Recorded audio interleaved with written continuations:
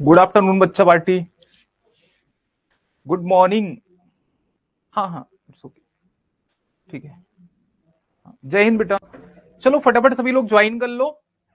I am just going to start just in 1 minute. किसी का कुछ डाउट है तो पूछ लो। खुश रहो बच्चे, ठीक है। किसी का कुछ भी डाउट है तो पूछ लो।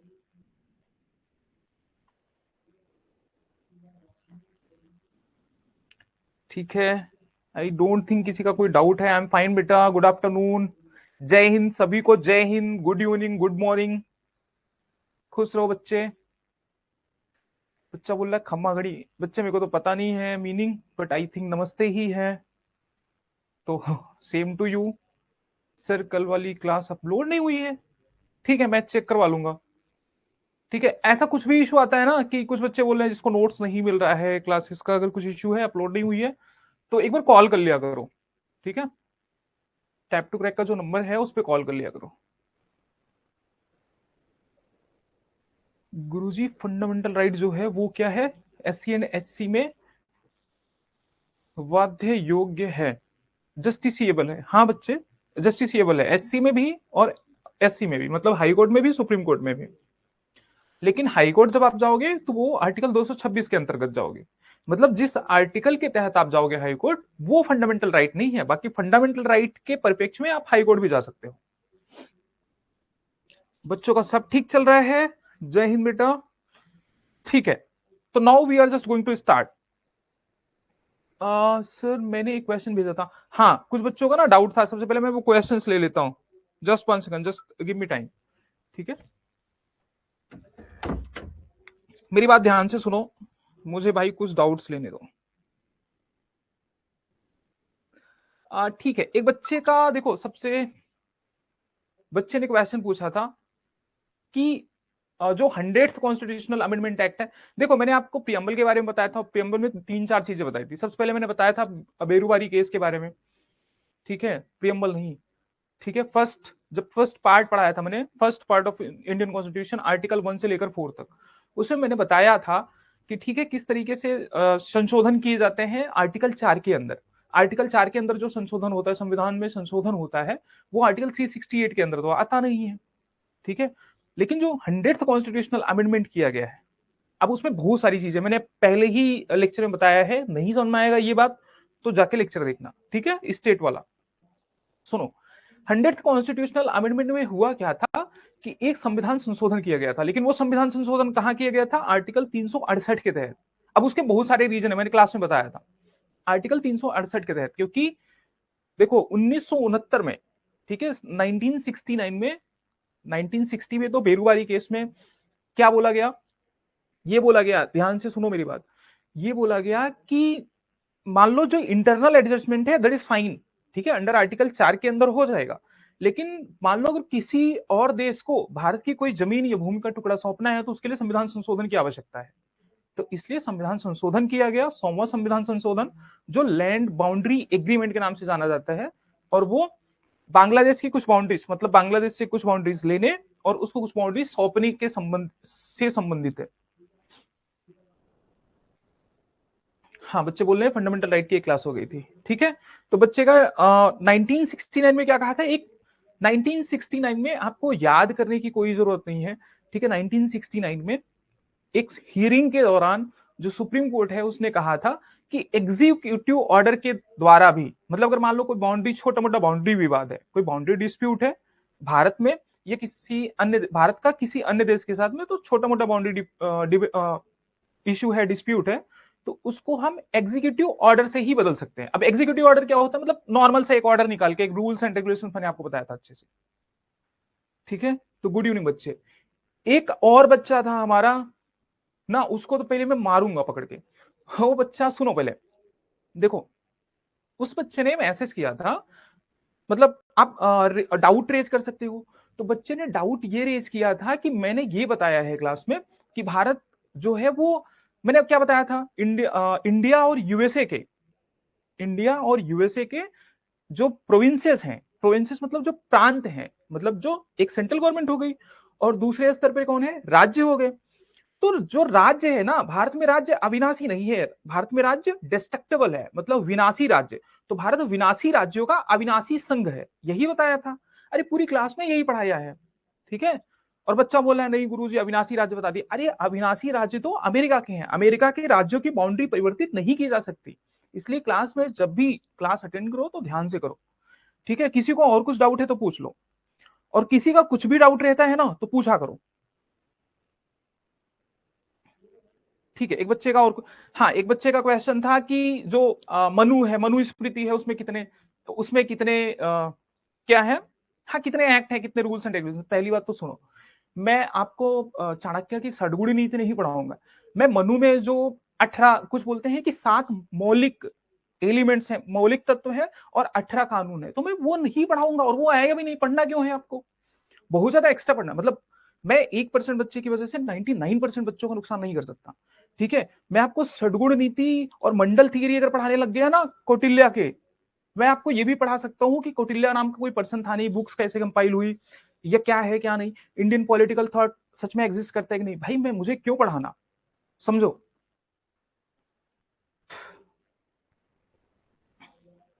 एक बच्चा बोल रहा है कि 1921 में सुप्रीम कोर्ट बनने का प्रस्ताव सबसे पहले किसने दिया था। अरे सुप्रीम कोर्ट, ठीक है, सुप्रीम कोर्ट जब पढ़ाएंगे ना तब पूछ लेना। और सुप्रीम कोर्ट 1921 के प्रस्ताव से नहीं बना है, इस बात का ध्यान रखना, ठीक है।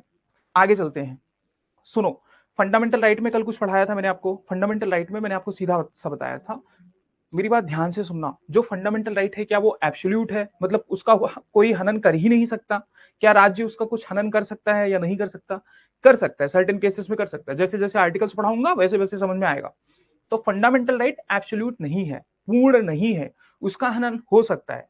लेकिन हनन हो सकता है वो भी वही लिखा गया है, ऐसे कोई हनन नहीं करेगा। अगर फंडामेंटल राइट का हनन होता है तो आप आर्टिकल 32 के तहत सुप्रीम कोर्ट जा सकते हैं, ये बताया था, ठीक है।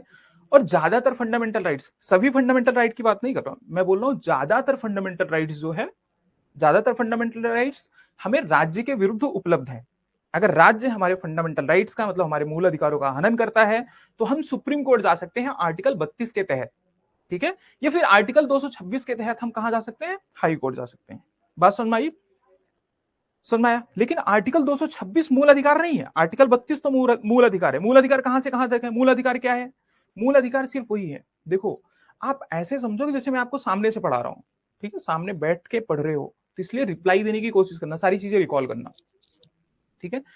तो आप देखो आर्टिकल 32 तो मूल अधिकार है, मैंने आपको कल ही बताया था कि वो मूल अधिकार क्या क्या है, बताओ। आर्टिकल 32 के तहत जिसको संरक्षण प्राप्त है और भारतीय संविधान के भाग 3 में जो उपलब्ध है उसी को मूल अधिकार कहा जाता है। हाँ, end of the result, end of the, बच्चा क्या बोल रहा है कि एट द एंड आपको जो रिजल्ट चाहिए ना वो रिजल्ट चाहिए आपको। मनुस्मृति और फलाना स्मृति ढिमकाना स्मृति नहीं पढ़नी, मैं आपको अरविंदो घोष का स्पिरिचुअल नेशनलिज्म नहीं पढ़ाने लग जाऊंगा, आप समझो। मतलब आप जो सोच रहे हो ना मनुस्मृति और बाकी चीजें वो छोड़ दो, उसको भूल जाओ। मतलब मैं पढ़ाने को तो 250 क्लास लगानी पड़ जाएंगी, ठीक है, पॉलिटिकल साइंस के लिए। सुनो, और कल मैंने आपको सिंपल सा कुछ चीज बताया था, आर्टिकल 12 के बारे में बताया था, आर्टिकल 12 में सिर्फ 4 चीजें बताई थी, ठीक है। अच्छा ये बताओ, सिंपल सा क्वेश्चन आ गया, स्टेटमेंट आ गया कि जो हमारा फंडामेंटल राइट है वो राज्य की मनमाना शक्तियों के अगेंस्ट है, मनमाना शक्तियों के विरुद्ध है, या राज्य के विरुद्ध है, तो सही है। सभी फंडामेंटल राइट्स नहीं, लेकिन अगर नॉर्मल आ जाए फंडामेंटल राइट्स, देखो यही तो संविधान है, जैसे यही तो संविधान है। आर्टिकल मैंने बताया 15 क्लॉज 4 में, 15 क्लॉज 3 में, 15 क्लॉज और 4 में, 5 में, 6 में, सब में दिया गया है कि हाँ वीमेन्स एंड चिल्ड्रन के लिए राज्य जो है प्रावधान बनाएगा, SC socially educationally and backward classes के लिए बनाएगा, एससी एसटी के लिए प्रावधान बनाएगा। आर्टिकल 15 क्लॉज 6 में, 16 क्लॉज 6 में ये दिया गया है कि ईडब्ल्यूएस के लिए प्रावधान बनाएगा। लेकिन उसके बाद भी आपको ये समझ में आएगा कि कल मैंने पूछा था ना कि आपको ये समझ में आएगा कि इतने सारे प्रावधान हैं। इवन आर्टिकल 15 क्लॉज 6 में, ये 16 क्लॉज 6 में तो ये भी लिखा गया है कि 10% से ज्यादा रिजर्वेशन नहीं मिलेगा। अब आप मुझे ये बताओ, जब रिजर्वेशन उसमें लिखा गया फिर भी फंडामेंटल राइट नहीं है, क्योंकि लिखने की लैंग्वेज वैसी है। समझ में आया, ठीक है। धीरे धीरे चीजें समझ में आएंगी, टेंशन मत लो। हाँ ठीक है, अब सुनो, हाँ, बच्चे बता भी रहे हैं एकदम बढ़िया से, ये बच्चे बता रहे हैं। देखो, तो आर्टिकल 12 में 4 चीजें बताई थी, बच्चे कमेंट भी कर रहे हैं। कौन कौन सी चीजें थी? पहला, राज्य में कौन आएगा? सेंट्रल गवर्नमेंट आएगा या फिर पार्लियामेंट, मतलब सेंट्रल या फिर मतलब और, तो सेंट्रल गवर्नमेंट आता है और पार्लियामेंट भी आता है। फिर राज्य सरकार मतलब स्टेट गवर्नमेंट आता है और स्टेट लेजिस्लेटिव भी आता है। जो तीसरा पॉइंट था उसमें लिखा था लोकल अथॉरिटीज। ठीक है, जो चौथा पॉइंट था उसमें लिखा था अदर अथॉरिटीज। तो अदर अथॉरिटीज में अब देखो, सबसे ज्यादा डाउट आपको कहां आएगा? अदर अथॉरिटीज में। मैं ऐसे ही ऊपर से पढ़ा पढ़ा के निकल जाऊं ना तो आपको लगेगा गुरुजी बहुत अच्छा पढ़ाते हैं, सब कुछ समझ में आता है। मुझे पता है आपको दिक्कत कहां आएगी, अदर अथॉरिटीज में फंसोगे। अब अदर अथॉरिटीज में वो सुप्रीम कोर्ट अपना टाइम टाइम पे बताता रहेगा, उसके लिए टेंशन नहीं लेना। अभी क्या है, अभी आप ये समझो सिर्फ और सिर्फ सुप्रीम कोर्ट ने, सुनो पहले, अभी सिर्फ और सिर्फ जो सुप्रीम कोर्ट है, जस्ट 1 सेकंड ना, मैं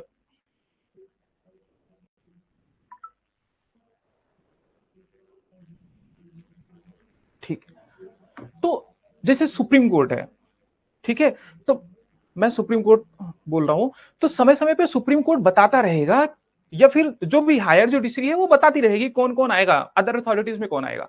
तो मैंने आपको बताया कि जैसे जो कोर्ट है, कोर्ट जब न्यायिक फैसले सुनाएगा तो वो राज्य नहीं है, लेकिन जब वो प्रशासनिक कार्य करेगा, जब एडमिनिस्ट्रेटिव कार्य करेगा, मतलब एग्जीक्यूटिव कार्य करेगा, तो वो राज्य की श्रेणी में आएगा। इसी तरीके से मैंने बताया कुछ प्राइवेट कंपनीज भी हो सकती है, जैसे टीसीएस का एग्जाम्पल दिया था, मतलब जिस पर सरकार का गहरा नियंत्रण हो।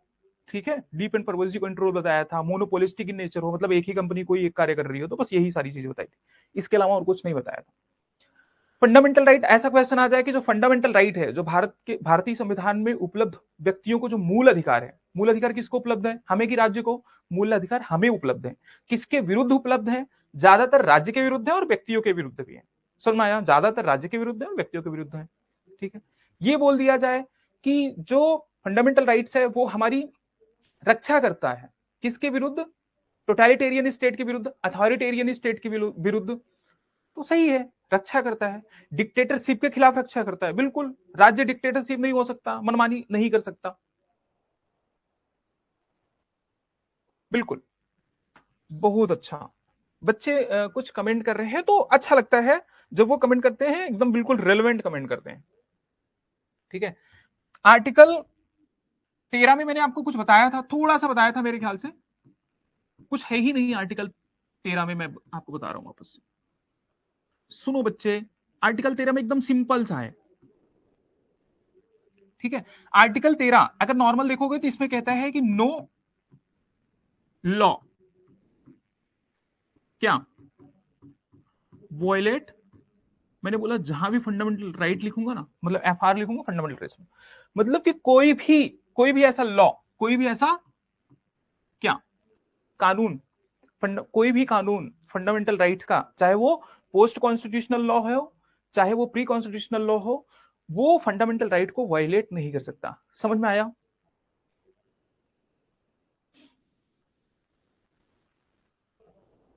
एक बच्चा बोल रहा है कि अगर प्रेसिडेंट मान लो हमारे फंडामेंटल राइट का उल्लंघन कर रहा है तो क्या मैं सुप्रीम कोर्ट जा सकता हूं?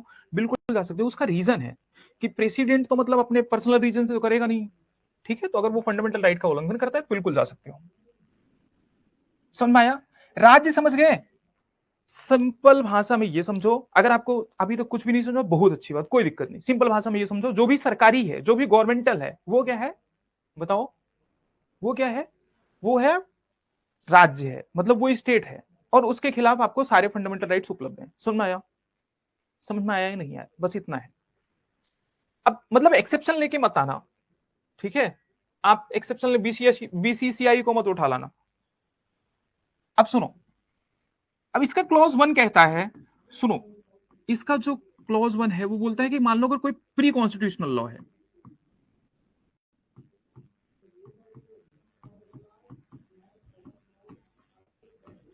क्या है बच्चे? प्री कॉन्स्टिट्यूशनल लॉ है, तो वो क्या हो जाएगा? वो वाइड हो जाएगा।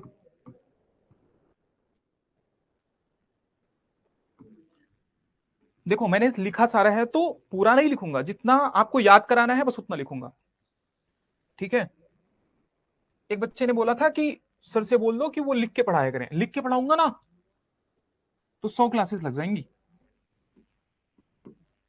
सुनो, तो पहला क्लॉज क्या कहता है, 13 क्लॉज। देखो आर्टिकल 12 में क्लॉज व्लॉज कुछ नहीं था, वो 4 पॉइंट थे, वो 4 चीजें बोलता है।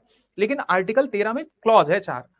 अब वो 4 क्लॉजेस देखो, तो पहला क्या बोलता है कि आर्टिकल 13 क्लॉज 1। अब आपको क्लॉज लॉज याद नहीं करना है, मैंने क्या बताया, अगर सिर्फ क्लॉज ही पढ़ाना होता, ठीक है, सिर्फ आर्टिकल ही पढ़ाना होता तो बहुत आसान था, आराम से पढ़ा के खत्म कर देते, और उससे क्वेश्चन पूछा ही नहीं जाता। मुश्किल से 2 4 5 साल में एक आध क्वेश्चन पूछा जाता है सीधे आर्टिकल से, ठीक है। आप ये मत बोलना कि आर्टिकल 32 आर्टिकल 14 ये तो पूछा ही जाएगा, ये तो सिंपल है। तो उसके पीछे रीजन समझना है जो आर्टिकल्स दिए गए हैं, ध्यान से समझो। तो बेटा क्लॉज 1 क्या कहता है कि जो प्री कॉन्स्टिट्यूशनल लॉ है, क्या बोलता है कि जो प्री कॉन्स्टिट्यूशनल लॉ है, अगर वो फंडामेंटल राइट्स के अगेंस्ट जाता है,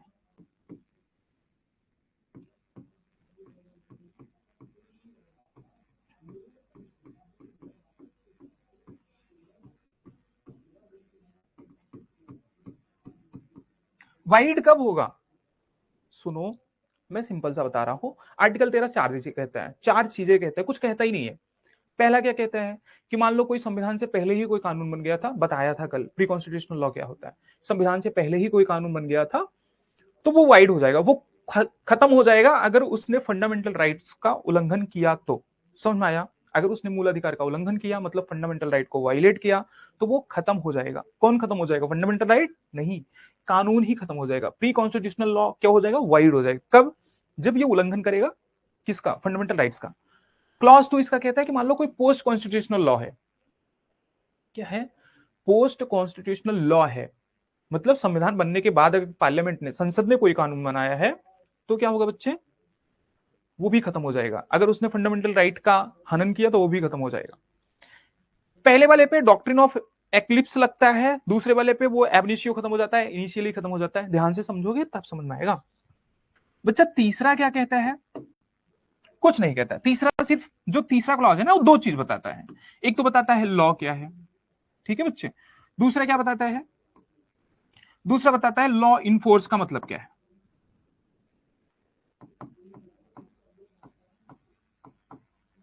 देखो कितना सिंपल है।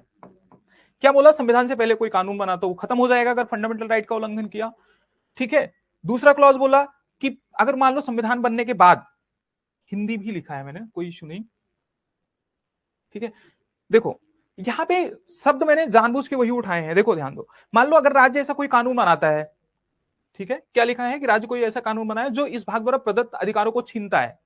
कौन से भाग द्वारा, भाग 3 द्वारा, या उनमें कोई कमी करता है, मान लो उसको थोड़ा सा एवरेज करता है, कम करता है, मान लो छीनता है। छीनता कब है, जब पूरा का पूरा राइट्स ही ना लागू हो। और हनन भी कर सकता है, थोड़ा बहुत हनन कर सकता है उस, आपका मान लो आर्टिकल 15 में कोई राइट्स है, मान लो आपके सारे अधिकार नहीं खत्म करता, थोड़े से अधिकार खत्म करता है, तो वो भी तो खत्म करता है ना। तो फिर क्या हो जाएगा, उल्लंघन करता है तो वो एक सीमा तक शून्य हो जाएगा। कहां तक शून्य होगा, कौन शून्य होगा, शून्य मतलब खत्म हो जाएगा, ये शून्य वून्य कुछ नहीं होता, तो खत्म हो जाएगा। तो इससे अच्छा है कि आप यहां समझो। मैंने क्या बोला कि अगर संविधान बनाने से पहले का कोई कानून है और उसने फंडामेंटल राइट का उल्लंघन किया तो वो क्या हो जाएगा, खत्म। कौन, ये कानून खत्म हो जाएगा, समझो। दूसरा पॉइंट मैं क्या बोल रहा हूं कि मान लो संविधान बनाने के बाद कोई कानून बना और वो फंडामेंटल राइट का उल्लंघन करता है तो वो भी क्या हो जाएगा, खत्म हो जाएगा। अब तीसरा क्लॉज ये बताता है कि जो लॉ है, लॉ क्या है, वो बोल रहा है कि लॉ कुछ भी है, कुछ भी मतलब जो कानून, जो देखो बता रहा हूं ध्यान से सुनना। तो क्या बोल रहा है, लॉ क्या है, ऑर्डिनेंस है, और क्या है बेटा, रूल्स रेगुलेशंस,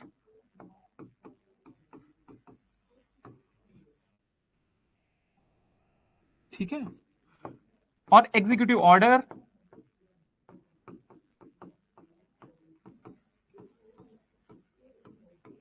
एक्सेट्रा। अब एक्सेट्रा में क्या है, लिख दे रहा हूं नहीं तो भूल जाओगे।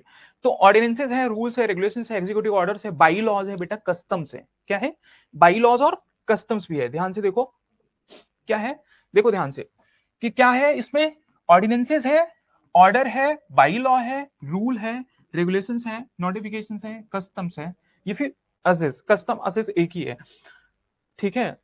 तो अब सुनो, जो भारत की टेरिटरी के अंदर लागू है, ठीक है, आर्टिकल 1 मतलब आर्टिकल 13 क्लॉज 1 क्लॉज 2 समझ में आया।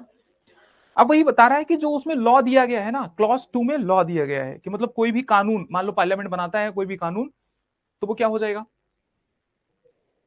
कोई भी कानून बनाता है वाइड हो जाएगा, फंडामेंटल राइट का हनन करेगा।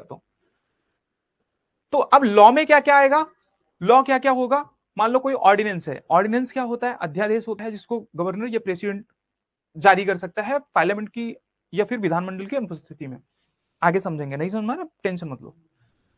ऑर्डर क्या है, अब देखो ऑर्डर, जो ऑर्डर है, मान लो अगर कोई न्यायपालिका उसने कोई ऑर्डर दिया, ठीक है, ये मान लो कोई एग्जीक्यूटिव है, एग्जीक्यूटिव ऑर्डर दिया, ठीक है, वैसे ही बाई लॉ बताया था। बाई लॉ जनरली, अब देखो लोकल अथॉरिटी आपको समझ में आ गई थी तो आप बता दे रहा हूं, बाई लॉ जो होता है जनरली लोकल अथॉरिटीज द्वारा बनाया जाता है, ठीक है, बाई लॉज लोकल अथॉरिटीज द्वारा अगर कोई बनाया गया कानून है तो बाई लॉज है। अब ठीक है, अब सुनो, अब वो रूल्स भी हो सकते हैं, रेगुलेशंस भी होते हैं, नोटिफिकेशंस भी होते हैं। देखो रेगुलेशंस और नोटिफिकेशंस क्या है, मान लो कोई गवर्नमेंट है बच्चे, ध्यान से समझो, कोई गवर्नमेंट है, उसने पार्लियामेंट में कोई विधान नहीं बनवाया, उसने एग्जीक्यूटिव, एग्जीक्यूटिव मतलब जो जमीनी स्तर पे कार्य करते हैं, उन्होंने कोई ऑर्डर निकाल दिया। जैसे कोरोना कोरोना के टाइम पे कोई कानून बना था क्या, नहीं ना, नोटिफिकेशन निकालते थे। मान लो कोई रास्ता तोड़ना होता है, क्या कानून बना के वो अलग से पर्टिकुलर रास्ता तोड़ते हैं, बता देते हैं कि यहां से सड़क जाएगी और नोटिफिकेशन दे देते हैं कि यहां से सारी अपनी दुकानें हटा लो, तो वो नोटिफिकेशन है, हमेशा कानून नहीं बनेगा। तो वही नोटिफिकेशन है, वही रेगुलेशन है। कस्टम्स क्या होता है, मैं आपको बताऊंगा कि जैसे टेम्पल्स को मैनेज करने के डिफरेंट टाइप्स के कस्टम्स होते हैं, मतलब होते एक्ट्स हैं, रूल्स एंड रेगुलेशंस ही हैं। ऐसे ही मुस्लिम पर्सनल लॉज है, समझाया, वो पर्सनल लॉज हैं। ऐसे ही कस्टम्स होते हैं, मतलब मान लो कोई पुराना कस्टम चला आ रहा है, कोई काम होता चला आ रहा है, हर चीज के लिए तो कानून है नहीं। जिंदगी में सब कुछ करने के लिए आप कानून से, कानून की किताब से या संविधान के अनुसार ही तो नहीं करते। पानी पीना तो संविधान में बताया नहीं गया है, फिर भी पीते हैं ना। तो वैसे मान लो कोई काम होता चला रहा है, लेकिन मान लो पानी पीने की वजह से कल को कोई दिक्कत हो गई फंडामेंटल राइट पे, एक बात बता रहा हूं मैं समझाने के लिए, तो क्या होगा, तो वो कस्टम्स खत्म हो जाएगा, पानी पीना नहीं, कस्टम्स खत्म हो जाएगा। समझ में आया। तो इसमें दो चीज बताई है, और लॉ इनफोर्स बताया है। तो क्या बताया है बच्चे, तो ये सारी चीजें बताइए, ordinances, rules, regulations, executive orders, bylaws, customs, uses. अब सुनो, और लॉ इनफोर्स का मतलब इसने बताया है कि मान लो कोई संविधान पूर्व, अब यहां प्री कॉन्स्टिट्यूशन दिया है, आपको लगेगा लॉ इनफोर्स का मतलब जो मैंने बताया था ना, law of land, law of land जो भी होता है इसको लॉ इनफोर्स बोलते हैं। मतलब भारत की भूमि पर कोई भी कानून जो लागू होता है उसको क्या बोलेंगे बताओ, उसको बोलेंगे क्या, लॉ इनफोर्स। लेकिन इस आर्टिकल में क्या दिया गया है वो समझो, मान लो कोई प्री, बच्चे कोई प्री कॉन्स्टिट्यूशनल लॉ है, ठीक है, और वो इनफोर्स है, इनफोर्स मतलब लागू हो गया,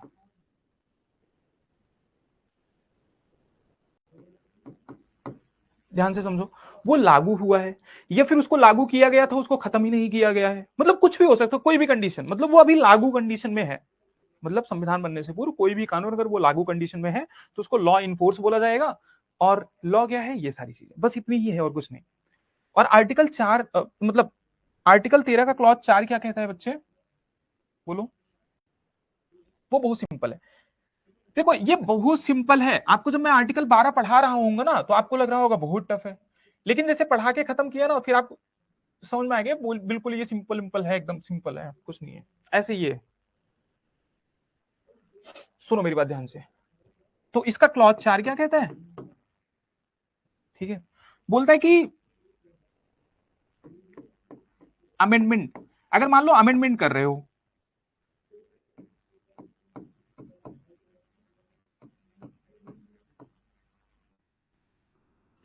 अंडर आर्टिकल 368, ठीक है, तो लॉ नहीं है,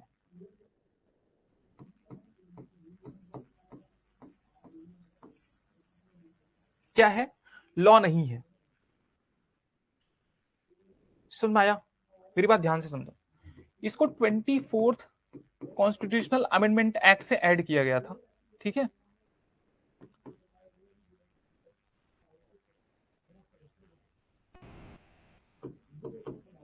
ठीक है, अभी आगे और भी पढ़ाएंगे इसके बारे में, ठीक है, बस इतनी, ये 4 चीजें कहता है बस, जो अब इसमें से सारी चीजें समझ में आ जाए। अब आप पूछोगे ये लॉ नहीं है, ये क्या बीमारी है? मतलब आपको तो ये समझ में आता है बच्चे, आपको क्या समझ में आता है मैं बताता हूँ। आपको तो ये समझ में आता है कोई भी कानून बनेगा, चाहे पार्लियामेंट बनाए चाहे लेजिस्लेटिव बनाए, सब लॉ है, सभी कानून है, आपको यही समझ में आता है। लेकिन ये बोल रहा है कि ये लॉ नहीं है, आर्टिकल 13 के हिसाब से बता रहा हूं, क्योंकि आपने आज तक तो राज्य भी इसके बारे में नहीं पढ़ा था। लेकिन पार्ट 3 पे तो लागू होगा, जो वो राज्य डिफाइन किया है आर्टिकल 12 में। और कानून क्या है? आर्टिकल मतलब भाग 3, भारतीय संविधान के भाग 3 के लिए कानून क्या है? क्या है? जो यहां दिया गया है बस वही है। संविधान संशोधन द्वारा अगर मान लो कोई विधि बनती है, कोई कानून बनता है, तो वो लॉ की कैटेगरी में नहीं आएगा। कौन सा लॉ? जो आर्टिकल 13 में लिखित है, 13 में उल्लिखित है। इस बात को समझो, धीरे धीरे और समझ जाओगे। जो कि हाँ, एक बच्चा कह रहा है कि आर्टिकल 13 में राज्य द्वारा ऐसा कोई कानून नहीं बनाया जाएगा, ठीक है, ऐसा कोई कानून नहीं बनाया जाएगा जो फंडामेंटल राइट को वायलेट करे। बस इतना ही है और कुछ नहीं है। चार चीजें हैं। मतलब देखो सिंपल सा है कि प्री कॉन्स्टिट्यूशनल लॉ क्या है बताओ। इसमें क्या दिया है कि मान लो अगर कोई प्री कॉन्स्टिट्यूशनल लॉ बन गया, मतलब संविधान बनाने से पूर्व ही अगर कोई कानून है, तो वो उस हद तक रद्द हो जाएगा। किस हद तक? अरे जिस हद तक मान लो ये कानून है, बता रहा हूं आगे सुन रहे हो।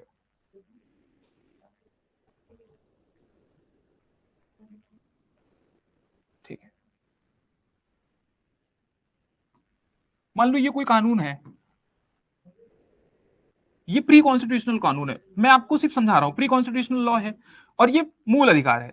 तो बताओ इस हद तक ये वायलेट कर रहा है ना, तो सिर्फ इतना खत्म होगा, ये नहीं कि पूरा का पूरा कानून खत्म हो जाएगा। किस हद तक खत्म होगा? बस इतना ही खत्म होगा। तो अगर इतना खत्म हो जाएगा, ध्यान से देखो, तो ये कानून इतना खत्म हो जाएगा, ठीक है, और ये आपका फंडामेंटल राइट पूरा बच जाएगा। समझ में आया? उस हद तक खत्म हो जाएगा, मतलब समझ में आया? ठीक है, मैं आर्ट में बहुत बुरा हूं, मुझे यहां से इमेज ले लेना था। समझ में आई बात? ठीक है, अब आगे बढ़ते हैं। देखो, तो ये सिर्फ चार चीजें थी। वन समझ में आया, टू समझ में आया, थ्री में कुछ नहीं है। थ्री में सिर्फ ये बता रहा है कि लॉ क्या है और लॉ इन्फोर्स क्या है, वो भी समझ में आ गया होगा। लॉ क्या है? एग्जीक्यूटिव ऑर्डर है, ठीक है, कोई भी एग्जीक्यूटिव ऑर्डर है, नोटिफिकेशन है, रेगुलेशन है, कस्टम्स है, यूजेस है, ये सारी चीजें, बाई लॉस है, ठीक है। और चौथा तो सिंपल ही है, उसको पार्लियामेंट ने बाद में 24 कॉन्स्टिट्यूशनल अमेंडमेंट से डाला कि अगर आर्टिकल 368 के तहत अगर कोई संशोधन किया जाता है संविधान में, तो लॉ नहीं है। पूछो ऐसा क्यों बचा रहे हैं खुद को? संशोधन करेंगे वो लॉ ही नहीं है, क्योंकि अगर कोई लॉ रहेगा, संशोधन किया और अगर वो लॉ है, तो फिर फंडामेंटल राइट को वायलेट करेगा, तो सुप्रीम कोर्ट करेगी खत्म। समझ में आया? और लेकिन अगर ऐसा कोई कानून बना के डाल देंगे कि लॉ है ही नहीं, तो फिर वो बनाए कुछ भी करें, तो जब लॉ ही नहीं तो खत्म कैसे करेगा? बहुत सारा विवाद चला था, बताऊंगा मैं आगे। ठीक है, अब सुनो, तो सिंपल है, ये तो मैंने आपको बता ही दिया कि कानून देखो क्या है। अब इसमें दो चीज है कि लॉ क्या है वो बता दिया मैंने आपको, और यहां पे क्या है कि लॉज इन फोर्स वो क्या है वो भी बता दिया, तो बिल्कुल सिंपल है। और आर्टिकल देखो 13 क्लॉज 4 में क्या दिया गया है कि इस अनुच्छेद की कोई भी बात अनुच्छेद 368 किए गए संविधान के किसी भी संशोधन पर लागू नहीं होगी, मतलब वो लॉ है ही नहीं। ठीक है, बस इतना कहा गया। समझो बच्चे, केसेस बताऊंगा तो या आराम से समझ में आएगा। अब देखो, बहुत सारे वो बहुत सारे यहाँ पे केसेस भी चले।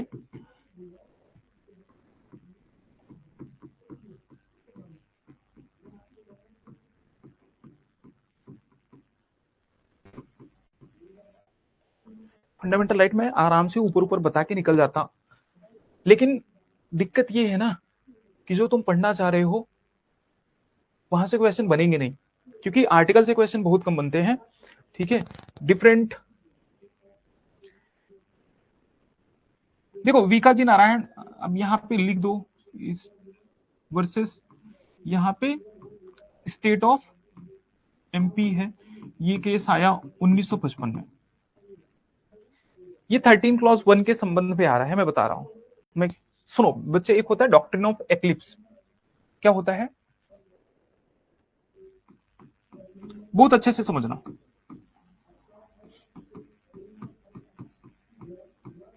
पूछा जा सकता है कि ग्रहण का सिद्धांत क्या है, ठीक है, और किस पे लागू होता है। मेरी बात ध्यान से सुनना, अभी जो थोड़ी देर पहले बताया था ना, वही ग्रहण का सिद्धांत है। मान लो, सुनो,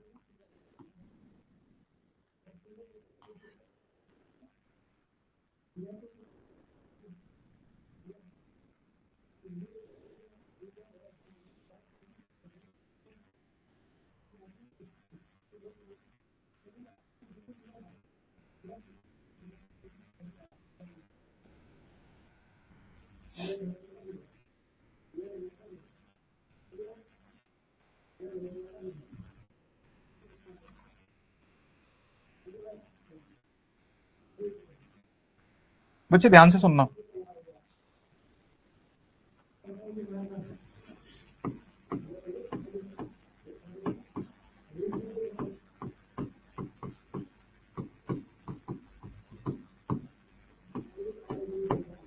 अगर आप इसको समझ गए ना, तो और कुछ बचेगा ही नहीं समझने को। और ये है आपका फंडामेंटल राइट।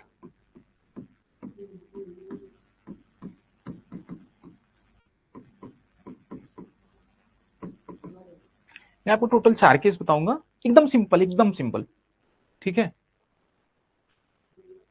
बच्चे, एक बच्चा पूछा है लॉ इनफोर्स क्या है। मैं बता रहा हूं बच्चे, देखो, लॉ इनफोर्स का जनरल मतलब, जो सामान्य मतलब होता है, जनरल मतलब होता है कि land of law, land of law जो लागू है, मतलब अभी आपकी भूमि पर, मतलब आपके देश की भूमि पर जो कानून लागू है उसको लॉ इनफोर्स बोलते हैं, वो जनरल मतलब होता है।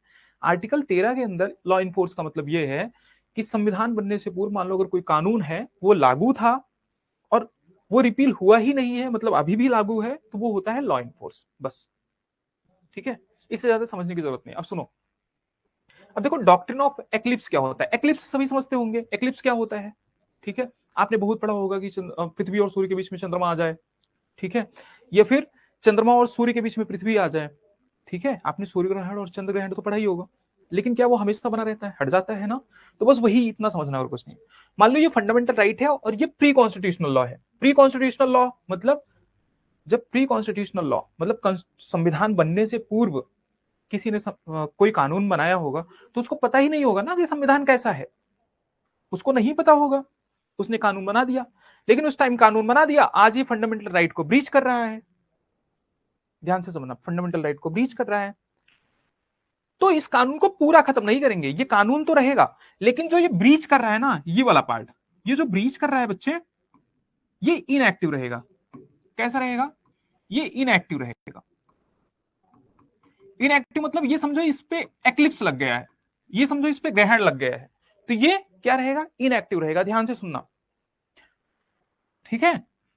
लेकिन अच्छा ये बताओ, अब मैं आपको पहले ही दिन भी ये बता दिया था, कल भी बता दिया था, आज भी बता रहा हूं, फंडामेंटल राइट्स में संशोधन किया जा सकता है। कैसे किया जा सकता है, आर्टिकल 368 के तहत किया जा सकता है, पहली बात। दूसरी बात ये कि फंडामेंटल राइट का संशोधन का मतलब क्या है, कोई भी आर्टिकल खत्म कर दो, ये भी हो सकता है। कोई भी आर्टिकल को थोड़ा सा खत्म कर दो, ये भी हो सकता है। किसी भी आर्टिकल को ऐड कर दो, ये भी हो सकता है। तो संशोधन का मतलब यही होता है। मान लो फंडामेंटल राइट्स में बहुत सारे आर्टिकल्स हैं, मान लो जिस पार्ट को, ध्यान से सुनना, मान लो जिस पार्ट को ये वायलेट कर रहा था वही पार्ट ही खत्म हो जाए कल, ऐसा मान लो, हाइपोथेटिकली बोल रहा हूं, खत्म हो जाए, तो फिर से ये एक्टिव हो जाएगा कि नहीं, फिर तो इसको एक्टिव कर देंगे। बस यही है डॉक्ट्रिन ऑफ एक्लिप्स, बस और कुछ नहीं है। समझ में आया, ये पॉइंट समझ में आया, समझ में आया तो बता दो। बच्चा पूछ रहा है इनएक्टिव, हाँ, अच्छा मैंने गलत लिख दिया, बता दिया करो भाई, ठीक है, इनएक्टिव। समझ में आया। तो बच्चे एक केस आया Bikaji Narayan versus state of, ठीक है, एमपी, मध्य प्रदेश। तो उसमें 1955 में यह कहा गया कि ये जो डॉक्ट्रिन ऑफ एक्लिप्स है ना, ये सिर्फ और सिर्फ प्री कॉन्स्टिट्यूशनल लॉ पे लागू होगा। प्री कॉन्स्टिट्यूशनल लॉ मतलब, ठीक है, ठीक है बच्चे। तो प्री कॉन्स्टिट्यूशनल लॉ का मतलब क्या हुआ, संविधान बनने से पहले जो कानून बन गए थे। और अभी के पोस्ट कॉन्स्टिट्यूशनल लॉ पे क्यों नहीं लागू होगा, पोस्ट कॉन्स्टिट्यूशनल लॉ जिसने, मतलब संविधान बनने के बाद अगर मान लो पार्लियामेंट ने कोई कानून बनाया है और वो फंडामेंटल राइट को ब्रीच कर रहा है ना, तो जुडिशरी क्या बोलती है, न्यायपालिका बोलती है पूरे के पूरे कानून को ही खत्म कर दो।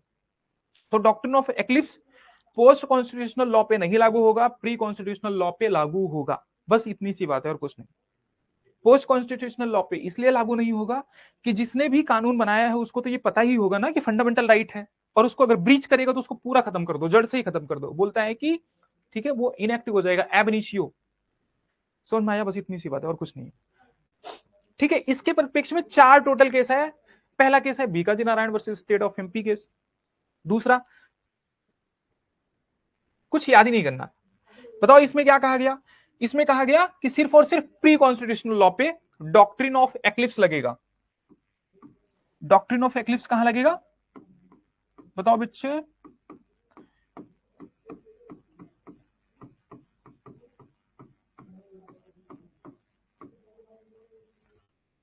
संविधान पूर्व कानून पे।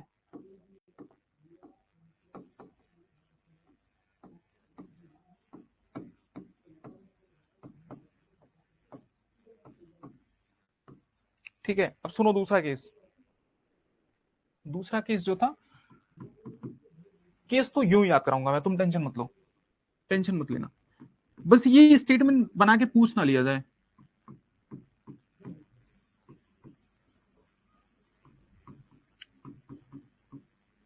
एक Deepchand versus state of UP case है बच्चा, 1959 में।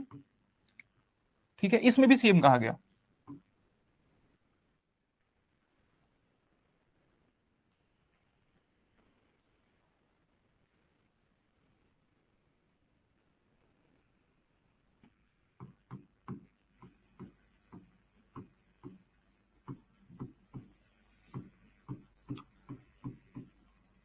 सेम हैज बीन रिपीटेड मतलब बताओ, जो प्रीवियस वर्डिक्ट में कहा गया कि प्री कॉन्स्टिट्यूशनल लॉ पे ही डॉक्ट्रिन ऑफ एक्लिप्स लागू होगा। ध्यान से समझो। और इसके बाद जस्ट आया एक अंबिका मिल। इसको तो आप हिस्ट्री में भी पढ़ोगे, लेकिन वो पुरानी कहानी थी। State of Gujarat.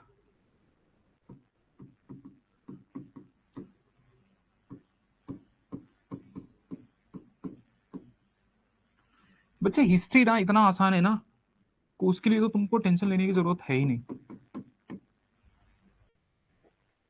हाँ, तो अलग इसी में कहा गया और कुछ नहीं कहा गया। इसमें बोला कि जो डॉक्ट्रिन ऑफ एक्लिप्स है वो लागू कहां होगा, प्री कॉन्स्टिट्यूशनल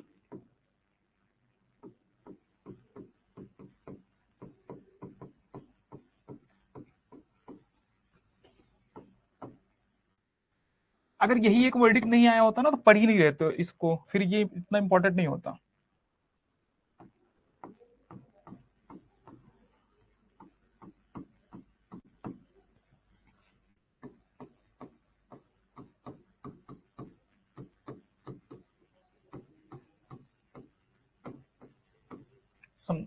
बच्चे सुनो, पहला केस बीकाजी नारायण में क्या बोला कि जो डॉक्ट्रिन ऑफ एक्लिप्स है वो सिर्फ और सिर्फ प्री कॉन्स्टिट्यूशनल लॉ के अगेंस्ट लागू होगा। हाँ मेरे बच्चे, मैं हिंदी में लिख दूंगा, ठीक है। हाँ सुनो, तो अंबिका मिल वाले केस में क्या बोला, मैं हिंदी में ही लिखूंगा, आप हिंदी, आप इंग्लिश वाले में थोड़ी देर परेशान करेंगे। अंबिका मिल्स वाले में क्या हुआ बच्चे, तो अंबिका मिल केस में जुडिशरी ने, न्यायपालिका ने यह निर्णय दिया कि जो डॉक्ट्रिन ऑफ एक्लिप्स है ना, अब डॉक्ट्रिन ऑफ एक्लिप्स इतना इंपॉर्टेंट क्यों है, अगर डॉक्ट्रिन ऑफ एक्लिप्स नहीं लगेगा तो वो लॉ इनएक्टिव नहीं होगा, वो लॉ को खत्म ही कर देंगे, असंवैधानिक कर देंगे। समझ में आया? तो इसलिए डॉक्ट्रिन ऑफ एक्लिप्स इतना इंपॉर्टेंट है। तो एक केस आया अंबिका मिल्स में, सिर्फ इस केस में कहा गया, ठीक है, सिर्फ इस केस में कहा गया कि जो डॉक्ट्रिन ऑफ एक्लिप्स है, मतलब जो ग्रहण का सिद्धांत है ना, वो प्री कॉन्स्टिट्यूशनल लॉ और as well as post constitutional law, मतलब संविधान बनने से पूर्व का कोई कानून हो, ये संविधान बनने के बाद का कोई कानून है, ठीक है, दोनों के ही अगेंस्ट, मतलब दोनों अगर हैं तो डॉक्ट्रिन ऑफ एक्लिप्स लगेगा, पूरा का पूरा जो संशोधन है या कोई कानून है वो इनएक्टिव नहीं होगा। समझ में आया? बता रहा हूं बच्चे, एक बच्चा पूछ रहे हैं,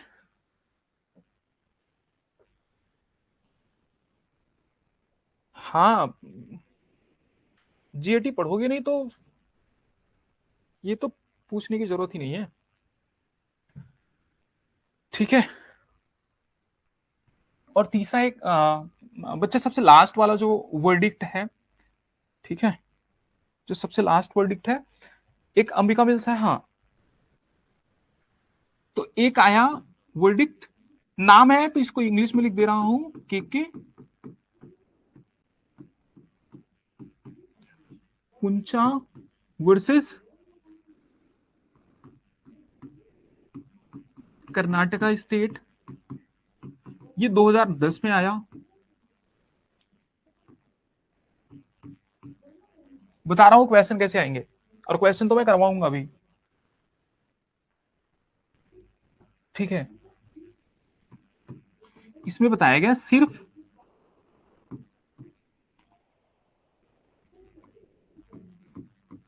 पूर्व संवैधानिक,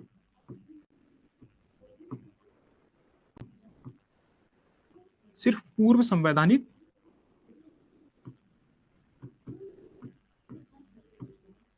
कानून के लिए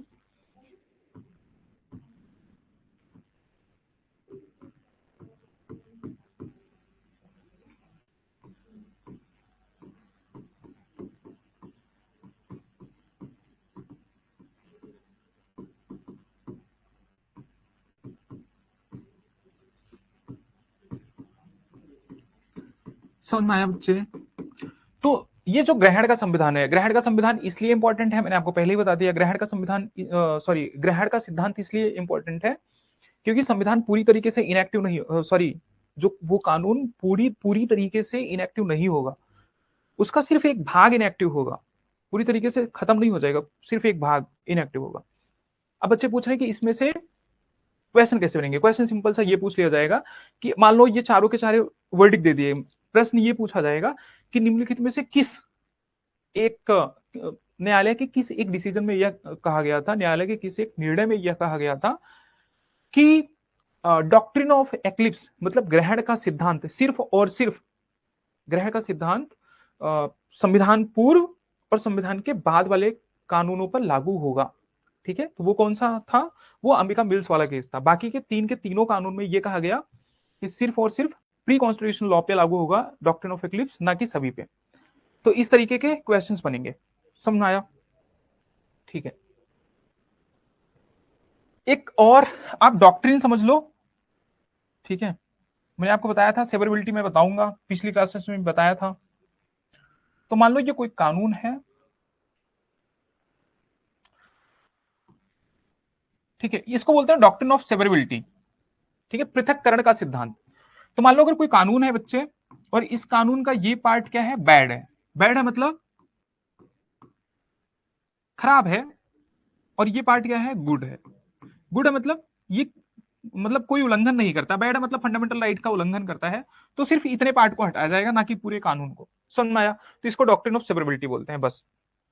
एक होता है डॉक्ट्रिन ऑफ वेबर, मैंने आपको समझाया था डॉक्ट्रिन ऑफ वेबर कुछ नहीं होता, डॉक्ट्रिन ऑफ वेबर सिंपल सा ये है, डॉक्ट्रिन ऑफ वेबर बिल्कुल सिंपल है। मान लो कि गवर्नमेंट कोई काम कर रही है, क्योंकि आपको ज्यादातर फंडामेंटल राइट्स किसके विरुद्ध है, राज्य के विरुद्ध। मान लो गवर्नमेंट कोई काम करवा रही है, उससे आपका फंडामेंटल राइट जा रहा है, खत्म हो रहा है, तो आपने अपना राइट ही छोड़ दिया, बोलो मुझे राइट वाइट नहीं चाहिए, आप अपना काम करो, तो उसको बोलते हैं डॉक्ट्रिन ऑफ वेबर। समझ में आया? ठीक है, उसको मिटाइएगा तो फंडामेंटल राइट्स, ठीक है। एक बच्चा पूछ रहा है डॉक्ट्रिन ऑफ एक्लिप्स केवल उसको मिटाइएगा जो फंडामेंटल राइट्स, हाँ, डॉक्ट्रिन ऑफ एक्लिप्स सिर्फ उस हिस्से को, मतलब कानून के सिर्फ उस हिस्से को इनएक्टिव करेगा जो फंडामेंटल राइट्स का उल्लंघन करेगा। समझ में आया? डॉक्ट्रिन ऑफ एक्लिप्स की बात कर रहा हूं मैं, ठीक है। और वो ऐसा होगा सिर्फ प्री कॉन्स्टिट्यूशनल लॉ पे, पूर्व संवैधानिक कानून पे। संविधान के बाद जो कानून बने हैं वो फंडामेंटल राइट का उल्लंघन करेंगे, तो जुडिशरी ने कहा है, मतलब न्यायपालिका ने अलग अलग केसों में 4 केस बताए, ठीक है। तो उन चारों केसों में अलग अलग क्या कहा है बताओ, कि अगर पोस्ट कॉन्स्टिट्यूशनल लॉ है, उसने अगर उल्लंघन किया तो पूरा का पूरा कानून ही असंवैधानिक होगा, ठीक है। चारों केस बिल्कुल सिंपल से। तो आर्टिकल 13 जो पढ़ाया उसमें 4 चीजें हैं, और 4 केस पढ़ाए, Bikaji Narayan, Deepchand versus state of UP. कोई केस वेस याद करने की जरूरत नहीं, सिर्फ आप ये अंबिका मिल्स याद रख लो, जिसमें जुडिशरी ने प्री कॉन्स्टिट्यूशनल पोस्ट कॉन्स्टिट्यूशनल दोनों लॉ के विरुद्ध डॉक्ट्रिन ऑफ एक्लिप्स लागू होगी ऐसा कहा था, लेकिन जो लेटेस्ट डिसीजन है वो माना जाएगा। अलग अलग कुछ केसेस हैं वो देखते हैं, केसेस क्यों हैं। ठीक है, अगर ये राज्य के विरुद्ध लोगों को मिले अधिकार है तो राज्य तो शक्तिशाली होती है, अपना पावर इस्तेमाल करेगी, पावर इस्तेमाल करेगी, लोगों का राइट्स खत्म होगा। तो डॉक्ट्रिन ऑफ सेवरेबिलिटी दोनों सेम ही लग रहा है, नहीं। एक बच्चा बोल रहा है कि डॉक्ट्रिन ऑफ एक्लिप्स और डॉक्ट्रिन ऑफ सेवरेबिलिटी दोनों एक ही लग रहा है, नहीं है। ठीक है, दोनों सेम नहीं है।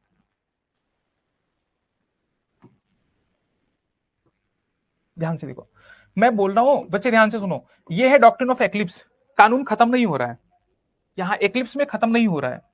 मान लो अगर फंडामेंटल राइट का भी हट गया तो ये फिर से एक्टिव हो जाएगा, लेकिन सेवरेबिलिटी में तो उसको सेवर कर दे रहे हैं, जो खराब कानून है उसको निकाल के फेंक दे रहे हैं, मतलब खत्म कर दे रहे हैं। समझ में आया? तो दोनों एक नहीं है, इस बात का ध्यान रखना। ठीक है, तो ये मेरे ख्याल से रब कर देता हूं मैं, दूसरा पेज ले लूं।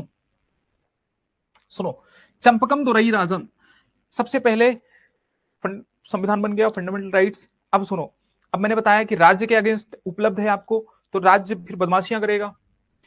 तो अब सुप्रीम कोर्ट ने अलग अलग डिसीजन में बहुत सारी चीजें कही हैं। तो एक चंपकम दोरई राजन का केस है,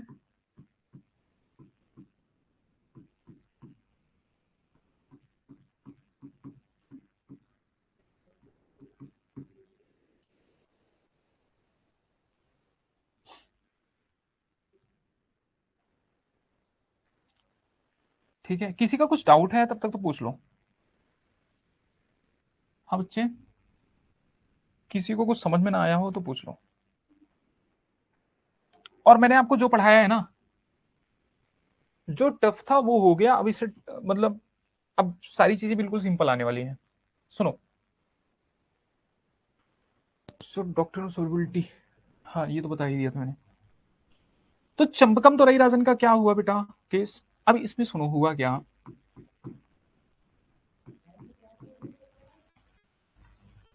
ठीक है, तो इसमें जुडिशरी, इसमें हुआ क्या कि आर्टिकल जो 15 क्लॉज 4 है ना, वो वाला विवाद भी था। उसमें हुआ क्या कि एक पर्सन, मतलब कि एजुकेशनल इंस्टीट्यूशन में, ठीक है, एजुकेशनल इंस्टीट्यूशन में आरक्षण को लेकर थोड़ा सा विवाद हो गया, तो लोग चले गए यहाँ पे, कहाँ पे, सुप्रीम कोर्ट में।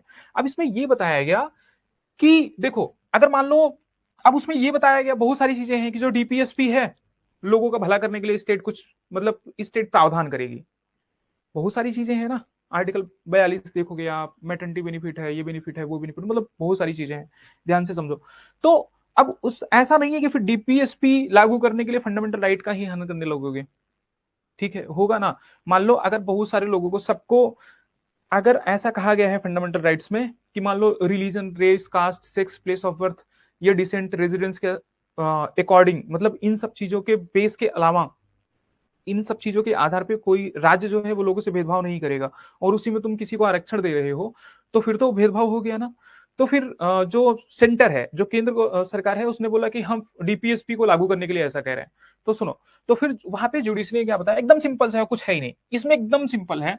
इसमें जुडिशरी ने यह बताया कि जो डीपीएसपी है, directive principles of states policy, मतलब राज्य के नीति निर्देशक तत्व जो है बेटा, हैज टू कंफर्म, मतलब डीपीएसपी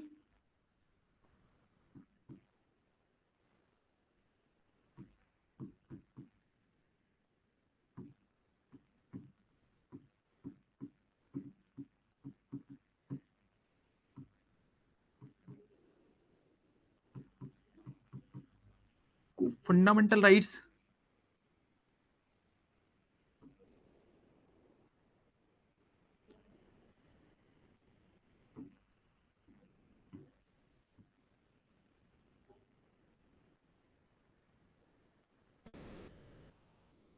के अधीन रहेगा।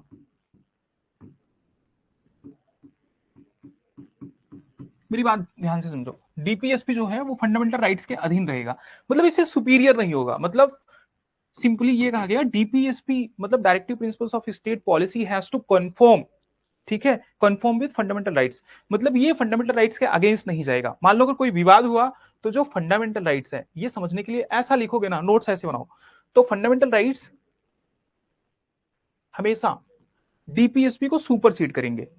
समझ में आया? ध्यान से समझो, कुछ नहीं कहा गया चंपकम तुरई राजन केस में, सिर्फ इतना कहा गया बच्चे, दो चीजें, कि एक तो डीपीएसपी को कंफर्म करना पड़ेगा, मतलब डीपीएसपी को कोई भी कानून बनाते टाइम ये ध्यान रखना होगा कि जो भी डीपीएसपी है वो फंडामेंटल राइट से नीचे ही है, अधीन है। ठीक है।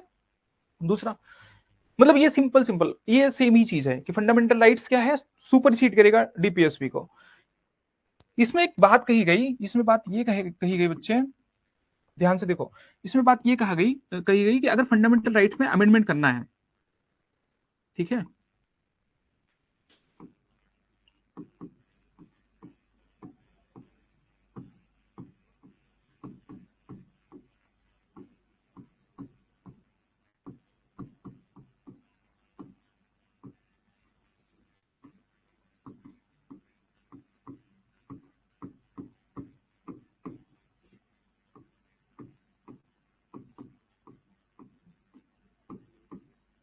कि अगर मूल अधिकारों में संशोधन करना है तो अनुच्छेद 368 के तहत किया जा सकता है। समझ में आया? सिर्फ इतनी सी बात है। हाँ, बच्चे बोल रहे हैं कि नीति निर्देशक तत्व, हाँ, डीपीएसपी का मतलब होता है राज्य के नीति निर्देशक तत्व। तो मूल अधिकार में अगर संशोधन करना है तो अनुच्छेद 368 के तहत किया जा सकता है। अब देखो, अब तो पार्लियामेंट को मतलब एक हरी झंडी मिल गई कि हम संशोधन तो करके मानेंगे। ठीक है, फिर उन्होंने किया, उन्होंने फिर थोड़ा सा आतंक मचा दिया। हाँ, तो इन्होंने क्या किया, पार्लियामेंट ने फिर 1959 में क्या किया, कुछ चीजें की, याद रखना।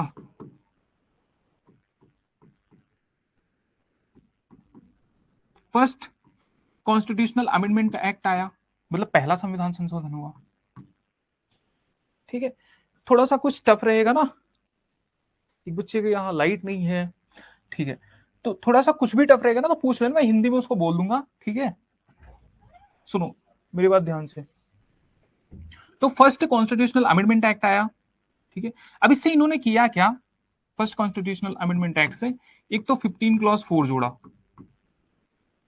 मैं आपको आर्टिकल 15 पढ़ाऊंगा तो अच्छे से बताऊंगा 15 क्लॉज 4 कुछ क्या है। उसमें कुछ भी नहीं है, उसमें यह है कि none of this none of these articles provision will prohibit state from making any provision in the welfare of SCBC, मतलब socially and educationally backward classes and for SC and ST। Simple सा कुछ नहीं बोला कि article 15 में उल्लिखित कोई भी प्रावधान जो है वो राज्य को सोशली और एजुकेशनली बैकवर्ड, ठीक है, और SC ST के वेलफेयर में, पक्ष में कोई प्रावधान बनाने से नहीं रोकेगा, राज्य को नहीं रोकेगा, बस इतना ध्यान रखना। ठीक है, तो ये फर्स्ट कॉन्स्टिट्यूशनल अमेंडमेंट में आर्टिकल 15 पढ़ाऊंगा तो इसको अच्छे से समझा दूंगा, और टेंशन मत लो। ठीक है, 15 क्लॉज 4 जोड़ा गया। ठीक है, इसमें बच्चे 9th शेड्यूल जोड़ा गया, जिसमें बाद में लैंड लॉज वगैरह रख दिए गए, तो 9th शेड्यूल जोड़ा गया। अब 9th शेड्यूल क्या था, नो जुडिशियल रिव्यू, कोई जुडिशियल रिव्यू नहीं होगा। किसका? ऐसा मान लो कोई भी सब्जेक्ट है जो भारतीय संविधान के 90वें अनुसूची में रखा गया है, उसका जुडिशियल रिव्यू नहीं होगा। ठीक है, अभी बस इतना ही समझो और इससे ज्यादा नहीं समझना।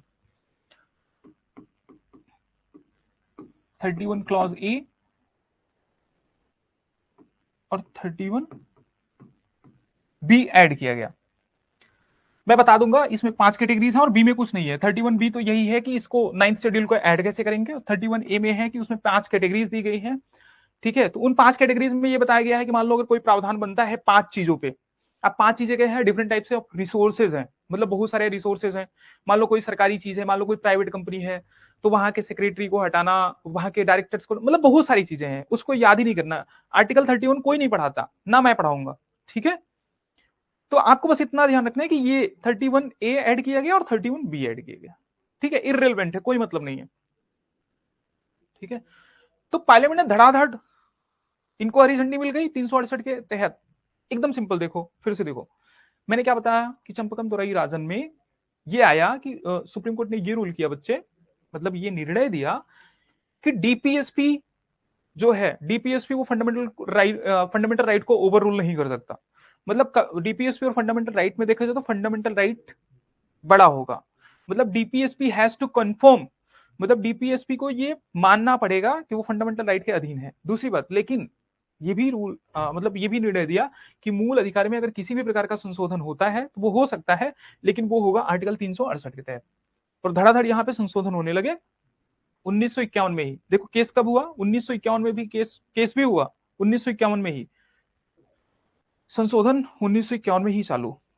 ठीक है, ये चीजें आई। अब सुनो, ये ऐड किया गया।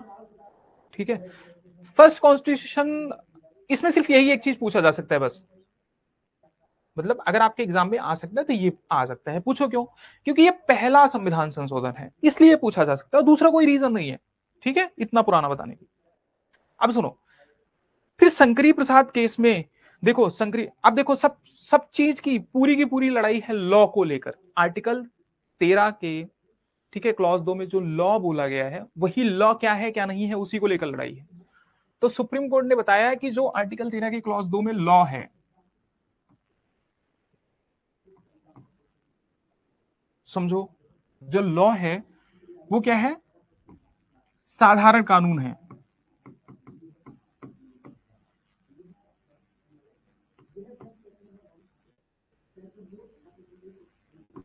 ठीक है, ये लॉ है, लेकिन संविधान संशोधन लॉ नहीं है। जो कॉन्स्टिट्यूशनल अमेंडमेंट है, अच्छे से लिख दूं,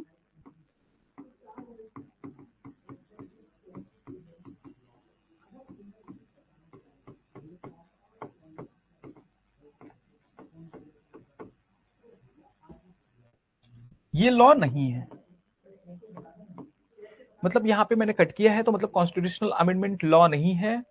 और ध्यान से सुनो, जो साधारण लॉ है, मतलब अगर मान लो कोई साधारणता, ठीक है, कानून कैसे बनते हैं, मतलब बहुत तरीके होते हैं, बिल कैसे पास होता है अलग अलग तरीके होते हैं, स्पेशल मेजोरिटी चाहिए, सिंपल मेजोरिटी चाहिए।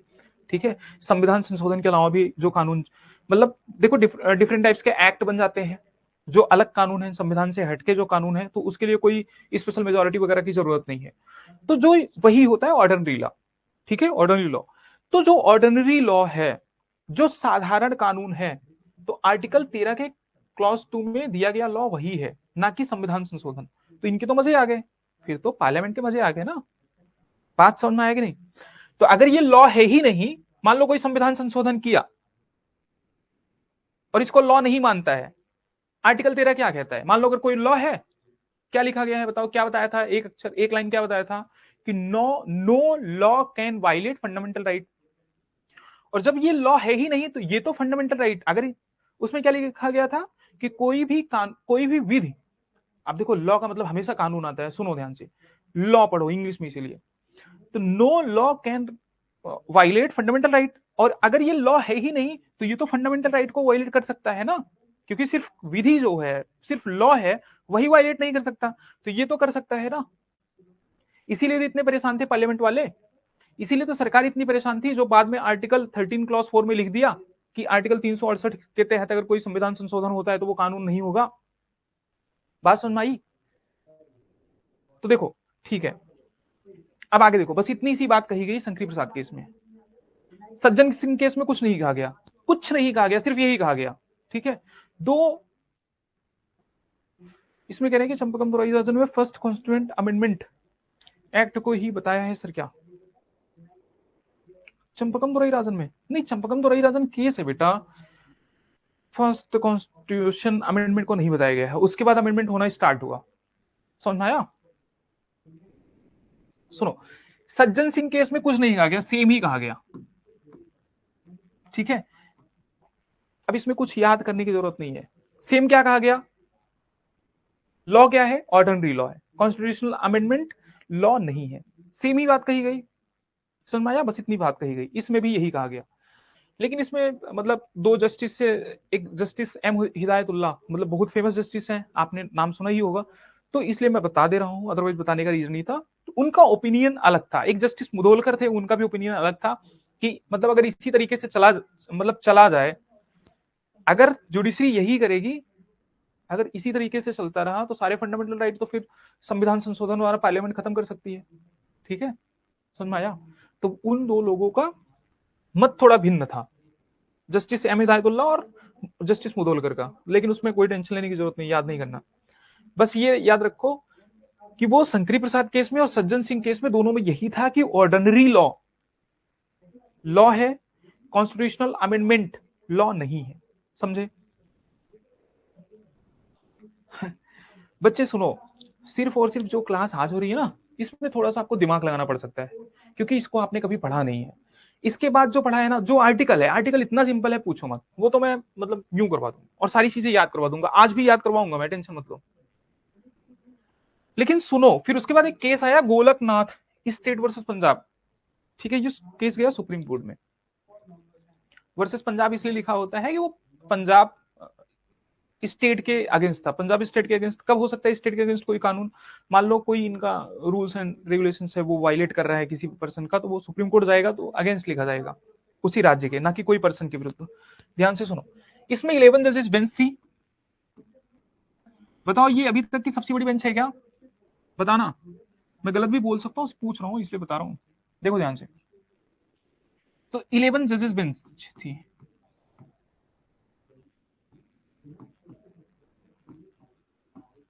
मतलब जो सुनवाई कर रहे थे कितने जज थे वहां पे? 11 जजेस बेंच।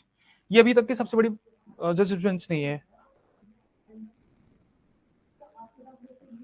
हाँ मेरे बच्चे, ये सारे केसेस आर्टिकल 13 से रिलेटेड है। हाँ, एक बच्चा हमारा बोल रहा है कि केशवानंद भारती सबसे बड़ी बेंच थी। बिल्कुल बच्चे, हाँ, उसमें 13 जजेस बेंच थे। इसमें क्या कहा गया ना, अब देखो यहीं से जान निकल के आ रही है जुडिशरी की, आपको पता चलेगा यहाँ पे असली जुडिशरी की पावर। जुडिशरी ने बोला कि भाई साहब, पहली बात तो ये, क्या पहली बात ही याद नहीं आ रही? बताओ गुरुजी को। सुनो, तो इस बेंच ने क्या बोला कि पहली बात तो फंडामेंटल राइट में अमेंडमेंट किया ही नहीं जा सकता। स्टार्टिंग से देखो, अभी तक लॉ लॉ समझ में आ रहा था ना। इसने बोला कि जो लॉ है ये दोनों है। अब देखो, एक बार कॉन्स्टिट्यूशनल अमेंडमेंट लिखा था इसलिए नहीं लिख रहा हूं वापस से, तो कॉन्स्टिट्यूशनल अमेंडमेंट भी लॉ है और ऑर्डिनरी लॉ। हमारे हिंदी वाले बच्चे कहेंगे गुरुजी आप तो अंग्रेज ही हो गए हो। जो साधारण कानून है ये भी कानून है, मतलब ये भी लॉ है। और क्या बच्चे, जो संविधान संशोधन है,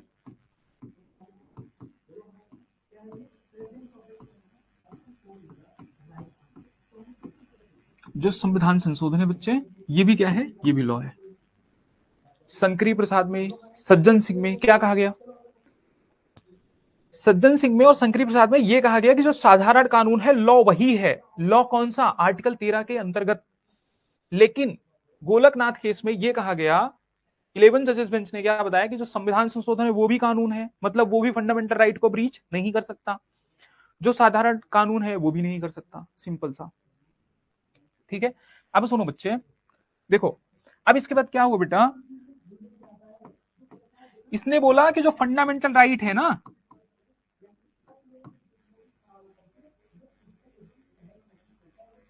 ठीक है, जो फंडामेंटल राइट है बच्चे ये इम्यूटेबल है। बताओ इंग्लिश में इम्यूटेबल को क्या बोलते हैं? हिंदी वाले बच्चे हमारे बताएंगे। ठीक है, ठीक है, और क्या है? ट्रांसेंडेंटल है।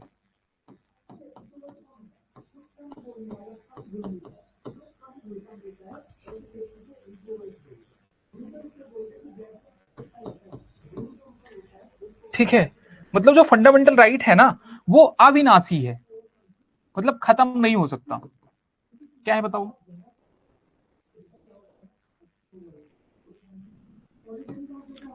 अविनाशी है। ट्रांसेंडेंटल का मतलब भी सेम होता है, सैक्रोसैंक्ट है।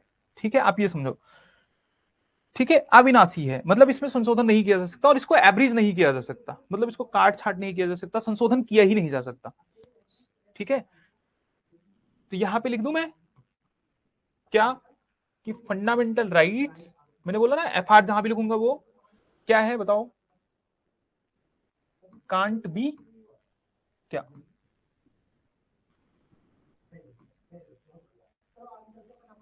खुश? तो ये हुआ बच्चे ध्यान दो, ठीक है। फंडामेंटल राइट्स अमेंड नहीं किया जा सकता। बताओ यहाँ पे कंप्लीट बैन लगा दिया, ठीक है। कि 11 जजेस बेंच ने क्या बोला कि जो लॉ है वो संविधान संशोधन और साधारण कानून दोनों है, फंडामेंटल राइट अविनाशी है, ठीक है। हाँ हाँ, हमारे बच्चों ने बताया है अविनाशी, ठीक है। ट्रांसीडेंटल है, सैक्रोसैंक्ट है, ठीक, खत्म नहीं किया जा सकता, कोई छाट नहीं की जा सकती, कोई काट छाट नहीं की जा सकती, ठीक है। संविधान संशोधन किया ही नहीं जा सकता फंडामेंटल राइट का, ठीक है। ये कौन सी बेंच ने बताया था? गोलकनाथ बेंच ने। समझ में आया? ठीक है, बस इतना ही था इसमें, कुछ ज्यादा नहीं हुआ, मैं तुरंत याद करा के जाऊंगा, ठीक है। देखो बताओ, पार्लियामेंट गुस्सा आएगी कि नहीं गुस्सा आएगी? अमेंडमेंट कर ही नहीं सकते, हमारे राइट्स, हमारे अधिकार का हनन नहीं कर सकती। सुनो, अब देखो बच्चे कि 24th, अब इसके बाद पार्लियामेंट ने किया अमेंडमेंट्स, ठीक है। अभी थोड़ी देर पहले बता रहा था ना, 24th कॉन्स्टिट्यूशनल अमेंडमेंट के द्वारा, ठीक है, आर्टिकल ऐड हुआ। तो देखो पार्लियामेंट ने क्या किया, 13 क्लॉज 4 ऐड किया। क्या ऐड किया? 13 क्लॉज 4, यही तो बता रहा था। 13 क्लॉज 4 में क्या लिखा है? कंफ्यूज मत होना, कंफ्यूज मत होना। अभी तक मैं ये बता रहा था कि जुडिशरी बोल रही थी कि संविधान संशोधन लॉ नहीं है, जुडिशरी बोल रही थी, जुडिशरी, संविधान संशोधन लॉ नहीं है। शंकरी प्रसाद केस में, सज्जन सिंह केस में, दोनों केस में जुडिशरी क्या बोल रही थी, मतलब न्यायपालिका क्या बोल रही थी कि संविधान संशोधन लॉ नहीं है। मैं लॉ इसलिए बोल रहा हूं क्योंकि मैं विधि बोलूंगा, कंफ्यूज हो जाओगे।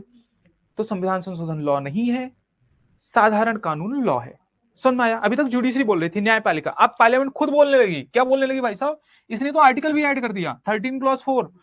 और 13 क्लॉज 4 बताओ क्या पढ़ाया था, क्या पढ़ाया था? 13 क्लॉज 4 यही बताया ना कि कोई भी अगर संविधान संशोधन होगा, कोई भी अगर संविधान संशोधन होगा तो वो लॉ नहीं है। मतलब वो आर्टिकल 13 में उल्लिखित, ऐसा लिखा गया, उसकी पूरी लाइन है कि आर्टिकल 13 में उल्लिखित जितनी भी चीजें हैं उसमें से कुछ भी इस पे लागू नहीं होगा। अगर वो 368 के, अगर 368 के अंतर्गत संविधान में संशोधन किया गया है तो आर्टिकल 13 में उल्लिखित कोई भी चीज इस पे लागू नहीं होगी। अब समझ में आया ही नहीं होगा मैंने जो बोला। तो सिंपल सा समझो कि मतलब आर्टिकल 13 क्लॉज 4 में जो भी चीज संशोधन किया जाएगा वो लॉ नहीं है, क्योंकि लॉ बना तो फंडामेंटल राइट के अगेंस्ट गया कि खत्म, ठीक है। ऐसे ही सुनो, और आर्टिकल 360, और ये लिखा गया आर्टिकल 368 में भी ये संशोधन करके ये ऐड किया गया कि क्या है, ये फंडामेंटल राइट में संशोधन कर सकता है। ये कहां लिखा गया? आर्टिकल 368 में लिखा गया कि फंडामेंटल राइट में संशोधन किया जा सकता है, ठीक है। उसके बाद इसमें 25th कॉन्स्टिट्यूशनल अमेंडमेंट भी किए गए। इसमें 31 क्लॉज सी, सुनो, 31 सी को ऐड कर दिया गया। पहले वाले, जो पहला संविधान संशोधन हुआ था तो उसमें क्या ज्यादा हो रहा है ना, मुझे पता है मेरे बच्चे, ज्यादा हो रहा है, लेकिन देखो कितना आसान है, मैं याद कराता हूँ। सुनो मेरी बात ध्यान से सुनो, कुछ नहीं, सब भूल जाओ, अभी तक जो पढ़ाया मैं भूल गए, ठीक है, भूल गए, अब आराम से बैठो। अब सुनो मेरी बात ध्यान से सुनो, मैंने क्या पढ़ाया आज की क्लास में? मैंने बोला आर्टिकल 13 पढ़ाया, उसमें 4 क्लॉज पढ़ाया। पहले में ये पढ़ाया प्री कॉन्स्टिट्यूशनल अगर कोई लॉ है तो वो वाइड हो जाएगा, मतलब अगर मतलब संविधान पूर्व अगर कोई कानून है तो वो खत्म हो जाएगा अगर उसने फंडामेंटल राइट का हनन किया तो। क्लॉज 2 इसका था कि मान लो अगर संविधान बनने के बाद कोई कानून है तो वो खत्म हो जाएगा, वो खत्म हो जाएगा अगर इसने संविधान फंडामेंटल राइट का उल्लंघन किया तो। फिर क्लॉज 3 इसका बताया आर्टिकल 13 का कि इसमें लॉ और लॉ इन्फोर्स के बारे में बताया गया है। लॉ क्या है? लॉ चाहे वो रेगुलेशन है, नोटिफिकेशन है, सिंपल साधारण कानून है, कस्टम्स है, यूजेस है, ये सारी चीजें। लॉ इन्फोर्स क्या है? संविधान से पूर्व जो सारी चीजें थी वो लॉ इन्फोर्स है। बस इतना सही पढ़ाया आर्टिकल 13। फिर उसके बाद मैंने आपको कुछ केसेस बताए, उसमें 4 केसेस बताए। उसमें सबसे पहले बीकाजी नारायण केस मैंने बताया, बीकाजी नारायण केस कोई डेट वेट याद करने की जरूरत नहीं है, ठीक है। बीकाजी नारायण बताया, फिर दीपचंद बताया। दीपचंद और बीका नारायण में कुछ नहीं कहा, जुडिशरी ने बीका नारायण और दीपचंद में सिर्फ ये कहा मेरे बच्चे कि जो प्री कॉन्स्टिट्यूशनल लॉ है ना, डॉक्ट्रिन ऑफ एक्लिप्स सिर्फ उस पर लागू होगी। अब डॉक्ट्रिन ऑफ एक्लिप्स आपको समझ में आया ही होगा। डॉक्ट्रिन ऑफ एक्लिप्स क्या है कि मान लो कोई कानून है, उसको थोड़ा सा वो परेशान कर रहा है, कानून है, कानून को क्या कर रहा है, वो वायलेट कर रहा है कुछ पार्ट, तो वो इनएक्टिव हो जाएगा। क्या इनएक्टिव हो जाएगा? कानून का पार्ट, ना कि फंडामेंटल राइट, तो वो इनएक्टिव हो जाएगा। वो कभी एक्टिव हो भी सकता है, नहीं भी होगा, वो एक अलग पॉइंट है। समझ में आया? तो ये डॉक्ट्रिन ऑफ एक्लिप्स था। फिर उसके बाद मैंने आपको बताया, फिर उसके बाद अंबिका मिल केस था गुजरात वाला, जिसमें ये बोला गया कि चाहे वो प्री कॉन्स्टिट्यूशनल लॉ हो चाहे पोस्ट कॉन्स्टिट्यूशनल लॉ हो, दोनों पे डॉक्ट्रिन ऑफ एक्लिप्स लगेगा। लेकिन फिर उसके बाद सबसे लास्ट वाला बताया वर्ड के पुंचा वर्सेस के पुंचा वर्सेस स्टेट ऑफ कर्नाटका, जो 2010 में आया था, जो डिसीजन ने अपना निर्णय सुनाया कि कोई प्री कॉन्स्टिट्यूशनल लॉ है, मतलब संविधान पूर्व अगर कोई कानून है तो उस पर डॉक्ट्रिन ऑफ एक्लिप्स लागू होगा। संविधान के बाद का अगर कोई कानून है तो वो खत्म ही हो जाएगा, उस पर डॉक्ट्रिन ऑफ एक्लिप्स वगैरह लागू नहीं होगा, पूरा का पूरा असंवैधानिक हो जाएगा अगर ऐसा कोई कानून है तो। फिर उसके बाद हम आ गए यहाँ पे, आगे हमने देखा सबसे पहले आया चंपकम तुरई राजन का केस। चंपकम तुरई राजन में कुछ कहा ही नहीं जुडिशरी ने, एकदम सिंपल बच्चे, जुडिशरी ने कुछ नहीं कहा। जुडिशरी ने सिर्फ ये बोला कि डीपीएसपी को फंडामेंटल राइट से कंफर्म करना पड़ेगा कि वो नीचे है उसके, कोई भी कानून बनेगा तो डीपीएसपी फंडामेंटल राइट के नीचे आएगा, इतना सिंपल सा है। एक चीज उसने और बोल दी कि अगर फंडामेंटल राइट में संविधान संशोधन करना है तो वो आर्टिकल 368 के तहत किया जा सकता है, बस इतना ही बोला। फिर उसके बाद आए बच्चे शंकरी प्रसाद केस। शंकरी प्रसाद भी एकदम कुछ है ही नहीं। शंकरी प्रसाद केस में क्या बोला कि जो साधारण कानून है वही लॉ है। लॉ क्यों बोल रहा हूं पता है ना, विधि बोल सकता हूं लेकिन विधि से कंफ्यूज हो जाओगे। जो साधारण कानून है वही लॉ है, समझ में आया। फिर उसके बाद क्या है बच्चे, साधारण कानून के अलावा जो संविधान संशोधन है वो लॉ नहीं है। सज्जन सिंह केस जो है, सज्जन सिंह वर्सेस राजस्थान, सेम चीज कही गई। सज्जन सिंह केस में भी यही कहा गया कि जो लॉ है वो साधारण कानून है, लॉ जो है वो साधारण कानून है, और जो संविधान संशोधन है वो गलत बोल दिया क्या। देखो साधारण कानून ही लॉ है, संविधान संशोधन लॉ नहीं है, समझ में आया, एकदम सिंपल सा है, ठीक है। लेकिन उसमें दो जस्टिस एम हिदायतुल्लाह और मुधोलकर जो है वो अगेंस्ट थे, वो छोड़ दो, वो पॉइंट याद ही नहीं रखना। फिर उसके बाद हम कहां पे आए बच्चे, उसके जस्ट बाद, ठीक है यहां देखते हैं गोलकनाथ केस, ठीक है, शंकरी प्रसाद के, देखो ठीक है। पार्लियामेंट का मैंने बता ही दिया था। सज्जन सिंह केस के बाद जस्ट आए हम गोलकनाथ पे। गोलकनाथ में मैंने ये सारी चीजें बताई। गोलकनाथ में 11 जजेस बेंच थी। गोलकनाथ ने बिल्कुल रोक के लगा दिया कि कोई भी संविधान संशोधन कर ही नहीं सकता अगर फंडामेंटल राइट का संविधान संशोधन कर ही नहीं सकता। फंडामेंटल राइट क्या है, इम्यूटेबल है, ट्रांसेंडेंटल है, सैक्रोसेंट है, सुन में आया, ये बोला और कुछ बोला ही नहीं, ठीक है। फिर पार्लियामेंट ने क्या किया बोला, अभी बताता हूं मैं। पार्लियामेंट ने क्या किया, 24वां संविधान संशोधन, अरे यार इसको क्यों मैंने रब कर दिया, ठीक है। तो देखो 24वां संविधान संशोधन किया और 25वां किया। 24वें के द्वारा इसने क्या किया, एकदम सिंपल सा है। 24वें के द्वारा इसने क्या किया बताओ, आर्टिकल 13 क्लॉज 4 ऐड कर दिया। 13 क्लॉज 4 बताया था, तो ये क्या है, लॉ नहीं है। जहां कट करो ना वो समझो नहीं है, मतलब नोट्स बनाने के ऐसे तरीके हैं। Article 368 can take any fundamental right, मतलब आर्टिकल 368 से कोई भी फंडामेंटल राइट क्या कर सकते हैं, खत्म कर सकते हैं। मेरा एक बच्चा बोल रहा है माइंड हैंग हो गया, नहीं होगा, क्यों इतना परेशान हो रहे हो, ठीक है। 25th कॉन्स्टिट्यूशनल अमेंडमेंट में क्या हुआ बच्चे, आर्टिकल 31C ऐड किया गया। 31C में कुछ नहीं था, मतलब बहुत डिटेल नहीं बताऊंगा, एकदम सिंपल बताऊं नहीं तो फिर कंफ्यूज हो जाओ। आर्टिकल 31C सिर्फ ये कह रहा है कि जो आर्टिकल 39B और C है उसके अंदर अगर स्टेट मतलब राज्य कोई प्रावधान बनाता है उसको इंप्लीमेंट करने के लिए, आर्टिकल 39B और C को लेकर राज्य अगर कोई प्रावधान बनाएगा, डीपीएसपी को लेकर कौन कानून बनाएगा बताओ, राज्य ही तो बनाएगा, हम और आप थोड़ी ना जाएंगे कानून बनाने। तो आर्टिकल 39B और C को लेकर अगर राज्य कोई कानून बनाएगा और उसके द्वारा अगर आर्टिकल 14 और आर्टिकल 19 का हनन हो रहा है, माना नहीं जाएगा, बस इतना ही है, उसमें और कुछ नहीं है। 31C यही है और कुछ नहीं, समझ में आया। फिर उसके बाद जुडिशरी बोलता आओ भाई साहब हम बताते हैं तुमको। अब आया केशवानंद भारती केस, ठीक है, यहां तक सबके समझ में आया नहीं आया, बस दो केस और है और कुछ है ही नहीं, यहां तक कुछ समझ में आया।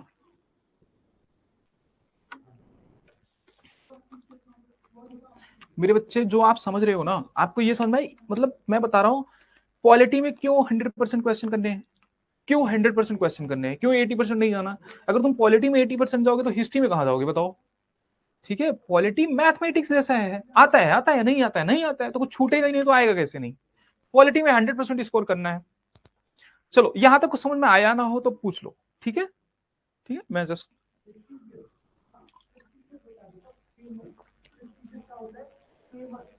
समझ में आया, हम्म,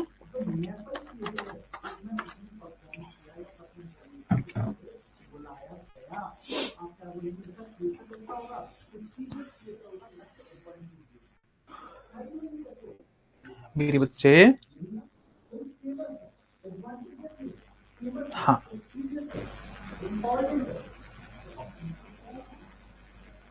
सुनो, ध्यान से सुनो, डाउट आया पहले ले लेते हैं।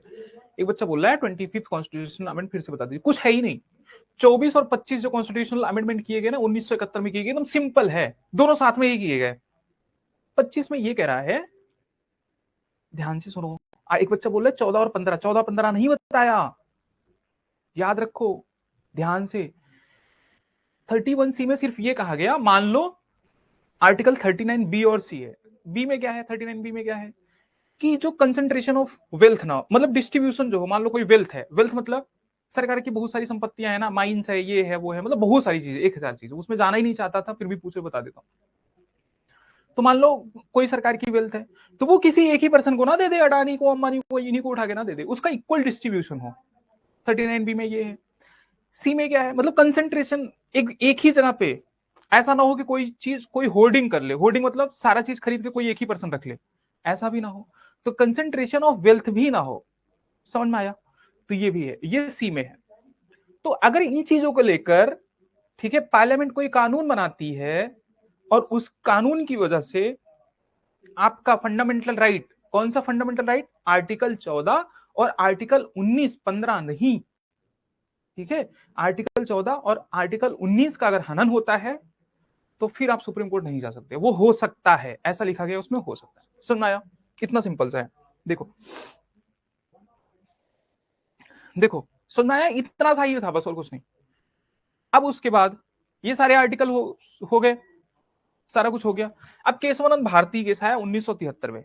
इसमें कुछ नहीं, इसमें तो सुप्रीम कोर्ट ने बोला कि ठीक है, तुमने अपनी मनमर्जी की है, लेकिन फिर भी 24th जो कॉन्स्टिट्यूशनल अमेंडमेंट था उसको वैलिड बोला, ठीक है ये वैलिड है। जो आपने 13 क्लॉज 4, देखो 13 क्लॉज 4 अब भी संविधान में लिखा है, तभी तो मैंने आपको पढ़ाया। अगर उसको हटा दिया गया होता तो क्यों पढ़ाता, तो इसलिए 13 क्लॉज 4 भी वैलिड, मतलब जो जो किया था चलो ठीक है अभी वैलिड। लेकिन ये बोला, केशवानंद भारती केस में ये बोला, कुछ भी करो चलो ठीक है, लेकिन ये लॉ है नहीं है वो एक अलग पॉइंट है। चलो लॉ नहीं है मैं मानता हूं, लेकिन कुछ भी ऐड किया आपने, कोई भी कानून बनाया, अगर वो बेसिक स्ट्रक्चर का उल्लंघन करता है, अगर वो बेसिक स्ट्रक्चर का, संविधान के मूल ढांचे का अगर उल्लंघन करता है, तो क्या हो जाएगा, वो कानून नल एंड वाइड हो जाएगा, खत्म हो जाएगा। समझ में आया, मेरी बात समझ में आई, बस इतना ही बोला। अब देखो यहां पे जुडिशरी ने खेल किया, हमेशा बेसिक स्ट्रक्चर का नाम लेते हैं और बताया ही नहीं बेसिक स्ट्रक्चर क्या है। बोला हम टाइम टाइम पे बताते रहेंगे बेसिक स्ट्रक्चर क्या है। समझ में आया, तो एकदम सिंपल। बोला चलो ठीक है, आर्टिकल 13 क्लॉज 4 भी वैलिड है, ठीक है, जो 24वां संविधान संशोधन किया वो आपने, वो भी वैलिड है। समझ में आया, 25वां भी वैलिड है, ठीक है, लिखा नहीं है भले, लेकिन फिर वो भी ठीक है वैलिड है। लेकिन लेकिन अगर बेसिक स्ट्रक्चर का उल्लंघन हुआ, संविधान के मूल ढांचे का अगर उल्लंघन हुआ, तो हम उसको कर देंगे इनवैलिड, सुप्रीम कोर्ट ने बोला। अच्छा बताओ, फंडामेंटल राइट तो बेसिक ढांचे में आता है बिल्कुल, जैसे सोवरेंटी हो गया, टाइम टाइम पे बताती है जुडिशरी क्या क्या है, ठीक है, जैसे सोवरेंटी हो गया, इंटीग्रिटी हो गया, यूनिटी हो गया, तो ये सारी चीजें बेसिक स्ट्रक्चर में आती है। देखो, power of parliament to amend the constitution limited, सुनो, मतलब उसमें ज्ञान की बातें हैं, कुछ नहीं है, तुम समझो ही मत। मैं कह रहा हूं बच्चे, सुप्रीम कोर्ट ने यहां थोड़ा सा ज्ञान दिया पार्लियामेंटेरियंस को। क्या ज्ञान दिया, कि जब कॉन्स्टिट्यूंट असेंबली ने संविधान बनाया था तो उनकी अनलिमिटेड पावर थी, कुछ भी बना सकते थे, लेकिन आप कुछ भी नहीं कर सकते। पार्लियामेंट को क्या बोला, जब संविधान सभा ने संविधान बनाया था, उनकी पावर अनलिमिटेड थी, आपकी पावर अनलिमिटेड नहीं है, ठीक है। और सुनो, जब बेसिक स्ट्रक्चर बोल दिया, तो यहां पे क्या कहा गया कि जो जुडिशियल रिव्यू है, ठीक है, न्यायिक पुनरावलोकन जो है, वो क्या आता है, वो बेसिक स्ट्रक्चर में आता है। और ये डेट याद रख लो, 24 अप्रैल 1973। इसको इसलिए याद रख लो, किसी भी एग्जाम में स्टेटमेंट बना के पूछ सकता है। जो बताया था 9th शेड्यूल ऐड हुआ था पहले ही संविधान संशोधन से, तो उसके अंदर कोई भी सब्जेक्ट पड़ जाता तो फिर क्या होता, जुडिशियल रिव्यू नहीं हो पाता। लेकिन 24 अप्रैल 1973 के बाद, जिस दिन ये डिसीजन आया, उसके जस्ट बाद से उस पूरे के पूरे 9th शेड्यूल में कोई भी, मतलब उस दिन के बाद से अगर कुछ भी कोई भी सब्जेक्ट डालोगे ना, तो उस पर भी जुडिशियल रिव्यू किया जा सकता है। अब सुनो, जुडिशियल रिव्यू कहां किया जा सकता है? अरे हर चीज पे किया जा सकता है जुडिशियल रिव्यू। सुन आया? ठीक है बच्चे? हाँ, थैंक यू। बच्चे बोल रहे हैं क्लियर है। ठीक है, judicial review can be done even on the subjects of 9th schedule. समझ में आया? एकदम सिंपल। ठीक है, अब इस पे फिर से अमेंडमेंट हुआ कि ये जुडिशियल रिव्यू से तो मतलब घबरा गए ये लोग कि ये जुडिशियल रिव्यू फालतू का हो गया। अब सुनो, जुडिशियल रिव्यू के बाद हुआ क्या बताओ? 31C ऐड किया था। 31C में क्या था कि अगर पार्लियामेंट कोई कानून बनाएगी, आर्टिकल 39B और C को क्या करने के लिए, इंप्लीमेंट करने के लिए अगर कोई कानून बनाएगी, और अगर वो 14 और 19, मतलब अगर आपका फंडामेंटल राइट 14 और 19 उससे हनन हो रहा है तो कोई दिक्कत नहीं। तो इन्होंने क्या कानून बनाया वापस से पार्लियामेंट ने कि पूरा डीपीएसपी, जितने भी डीपीएसपी हैं, बताओ आर्टिकल 39 और 39B और 39C क्या है, डीपीएसपी है कि नहीं? डीपीएसपी है। अरे 36C क्या मतलब डीपीएसपी है ना। तो इन्होंने बताया कि पूरा का पूरा डीपीएसपी ये बड़ा रहेगा। बड़ा रहेगा मतलब देखो मैंने शॉर्टकट में लिखा, इसको याद रख लेना।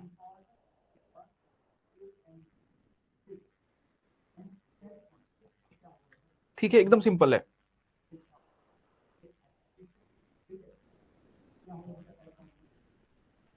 ठीक है, सुनो बच्चे सुनो, कुछ नहीं, एकदम सिंपल है।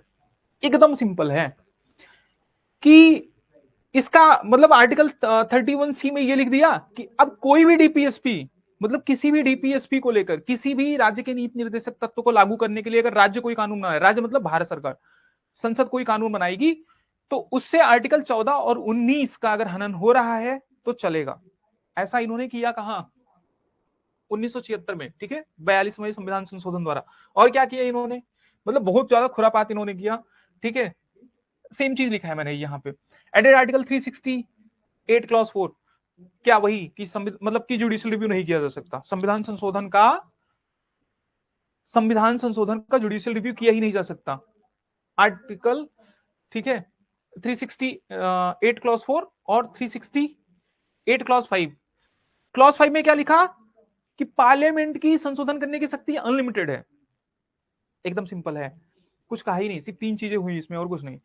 मतलब 31C में इन्होंने जो पहले 39B और 39C पे के को इम्प्लीमेंट करने के लिए अगर कोई कानून बनाओ और वो 14 और 19 का उल्लंघन करे तो कोई फर्क नहीं पड़ता, करने दो। लेकिन अब इन्होंने बोला पूरे डीपीएसपी को लेकर अगर संसद कोई कानून बनाती है तो उससे अगर 14 और 19 का अगर हनन होता है तो कोई फर्क नहीं पड़ता। जुडिशरी ने बोला रुको, हम बताते हैं तुमको। ठीक है, उसके बाद आया मिनर्वा मिल्स केस, आया 1980 में। ठीक है, 1980 में मिनर्वा मिल्स केस आया। मिनर्वा मिल्स केस ने क्या बोला, पहली बात तो 300 खत्म, 368(4) खत्म। क्या बोल रहे थे, कोई जुडिशियल रिव्यू नहीं होगा, सब चीज का जुडिशियल रिव्यू होगा। 5 खत्म, पावर अनलिमिटेड है पार्लियामेंट की, ये भी खत्म। कोई पार्लियामेंट की पावर कॉन्स्टिट्यूशन को अमेंड करने की कोई अनलिमिटेड वगैरह नहीं। इसने बोला सेम चीज, बताओ थोड़ी देर पहले क्या बताया था कि 24 अप्रैल 1973 से किसी भी, मतलब 9th शेड्यूल में अगर मान लो कोई चीज है ना, उसका भी जुडिशियल रिव्यू किया जा सकता है, हर चीज का जुडिशियल रिव्यू किया जा सकता है। ठीक है, और फिर से इसने भी ज्ञान दिया, मतलब इस डिसीजन में भी 1980 में इस डिसीजन में भी पार्लियामेंट को ज्ञान दिया गया, ज्ञान यही दिया गया कि तुम डोनी हो। ये देखो, सीमित शक्ति का ग्राही, ये छोड़ दो, बड़ी बड़ी लैंग्वेज पे मत जाओ, मैं बोल रहा हूँ। उसने बोला कि तुम डोनी हो। डोनी हो मतलब तुमको कोई चीज दिया गया है, जो संविधान है, मान लो ये संविधान है, तो ये संविधान तुमको मिला है। किसने दिया है? संविधान सभा ने दिया है। तो तुम्हारी पावर अनलिमिटेड नहीं है, पावर उनकी अनलिमिटेड थी, तुम्हारी पावर सीमित है, इस बात का ध्यान रखना। समझ में आया? तो बस इतना ही था और कुछ नहीं। सेम चीज एक वामन राव केस था, उसमें भी बोला गया। एक IR कोहेलोह करके केस था। ठीक है, अब देखो, अब इसमें से कोई दिक्कत आएगी नहीं अब तो, ठीक है, आपको पता है यहाँ पे सिंपल है, आर्टिकल 14 से स्टार्ट करेंगे, खत्म करेंगे, 2 क्लास और लगेगी बस। ठीक है, ठीक है। एक आईआर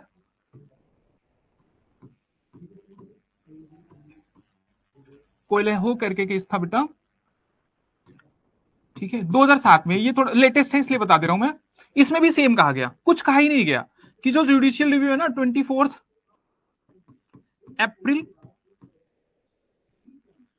देख रहे हो ये 24 अप्रैल 1973 केशवानंद भारती वाला जो जजमेंट का डेट था कितना इंपॉर्टेंट है, हर जगह यही बोला जा रहा है। ठीक है, तो ये बहुत इंपॉर्टेंट है, तो इस बात का ध्यान रखना। ठीक है, तो इसमें आयर कोयलो में यही कहा गया, और एक वामन राव केस था उसमें भी यही कहा गया, तो उसका आप टेंशन ले। वामन राव केस तो 1981 में ही था। ठीक है, सुन में आया, तो बस इतनी सी बात थी। उम्मीद है कि आपको समझ में आ गया होगा। ठीक है, एक बार रिवाइज कर लेना। आज की क्लास थोड़ी सी कॉम्प्लिकेटेड थी, ये बात अगर मैं पहले बता देता तो आप डर जाते। ठीक है, अब आई थिंक समझ में आया होगा। ठीक है, कुछ भी समझ में नहीं आया होगा ना तो पूछ लेना, कल की क्लास में पूछ लेना। एक हमारा बच्चा है, ये बोल रहा है कि 90 मिनट हो गए गुरुजी पढ़ाते हुए। ठीक है, बस करें, यहां तक सबको समझ में आया होगा। कल से स्टार्ट करेंगे आर्टिकल 14 से। अब कुछ नहीं है, अब प्लेन है, आराम से दौड़ोगे, अब सब कुछ एकदम मस्त जाएगा। किसी को कोई डाउट है मेरे बच्चे? किसी को कुछ भी डाउट है? कुछ भी डाउट है तो पूछ लो, और चलते हैं। आज की क्लास में वैसे बहुत ज्यादा मैंने पढ़ा दिया आपको। ठीक है, चले। ठीक, ठीक है बच्चे, बाय बाय, टेक केयर। और जो चीजें पढ़ाई जा रही है ना उसको रिवाइज करो, रिवाइज करो, रिवाइज करो, रिवाइज करोगे एकदम मस्त। ठीक है, राधे राधे मेरे बच्चे। ठीक है, ठीक है, चलते हैं। मेरा बच्चा कह रहा है 360 वाला समझ में नहीं आया, कल समझा देंगे। ठीक है, आते ही पूछ लेना। ठीक है, कुछ है ही नहीं, एक बार क्लास देख भी लेना। ठीक है, बाय बाय, टेक केयर, और पढ़ो थोड़ा सा। ठीक है, और हेल्थ का ध्यान रखो। चलो ठीक है बच्चे, बाय।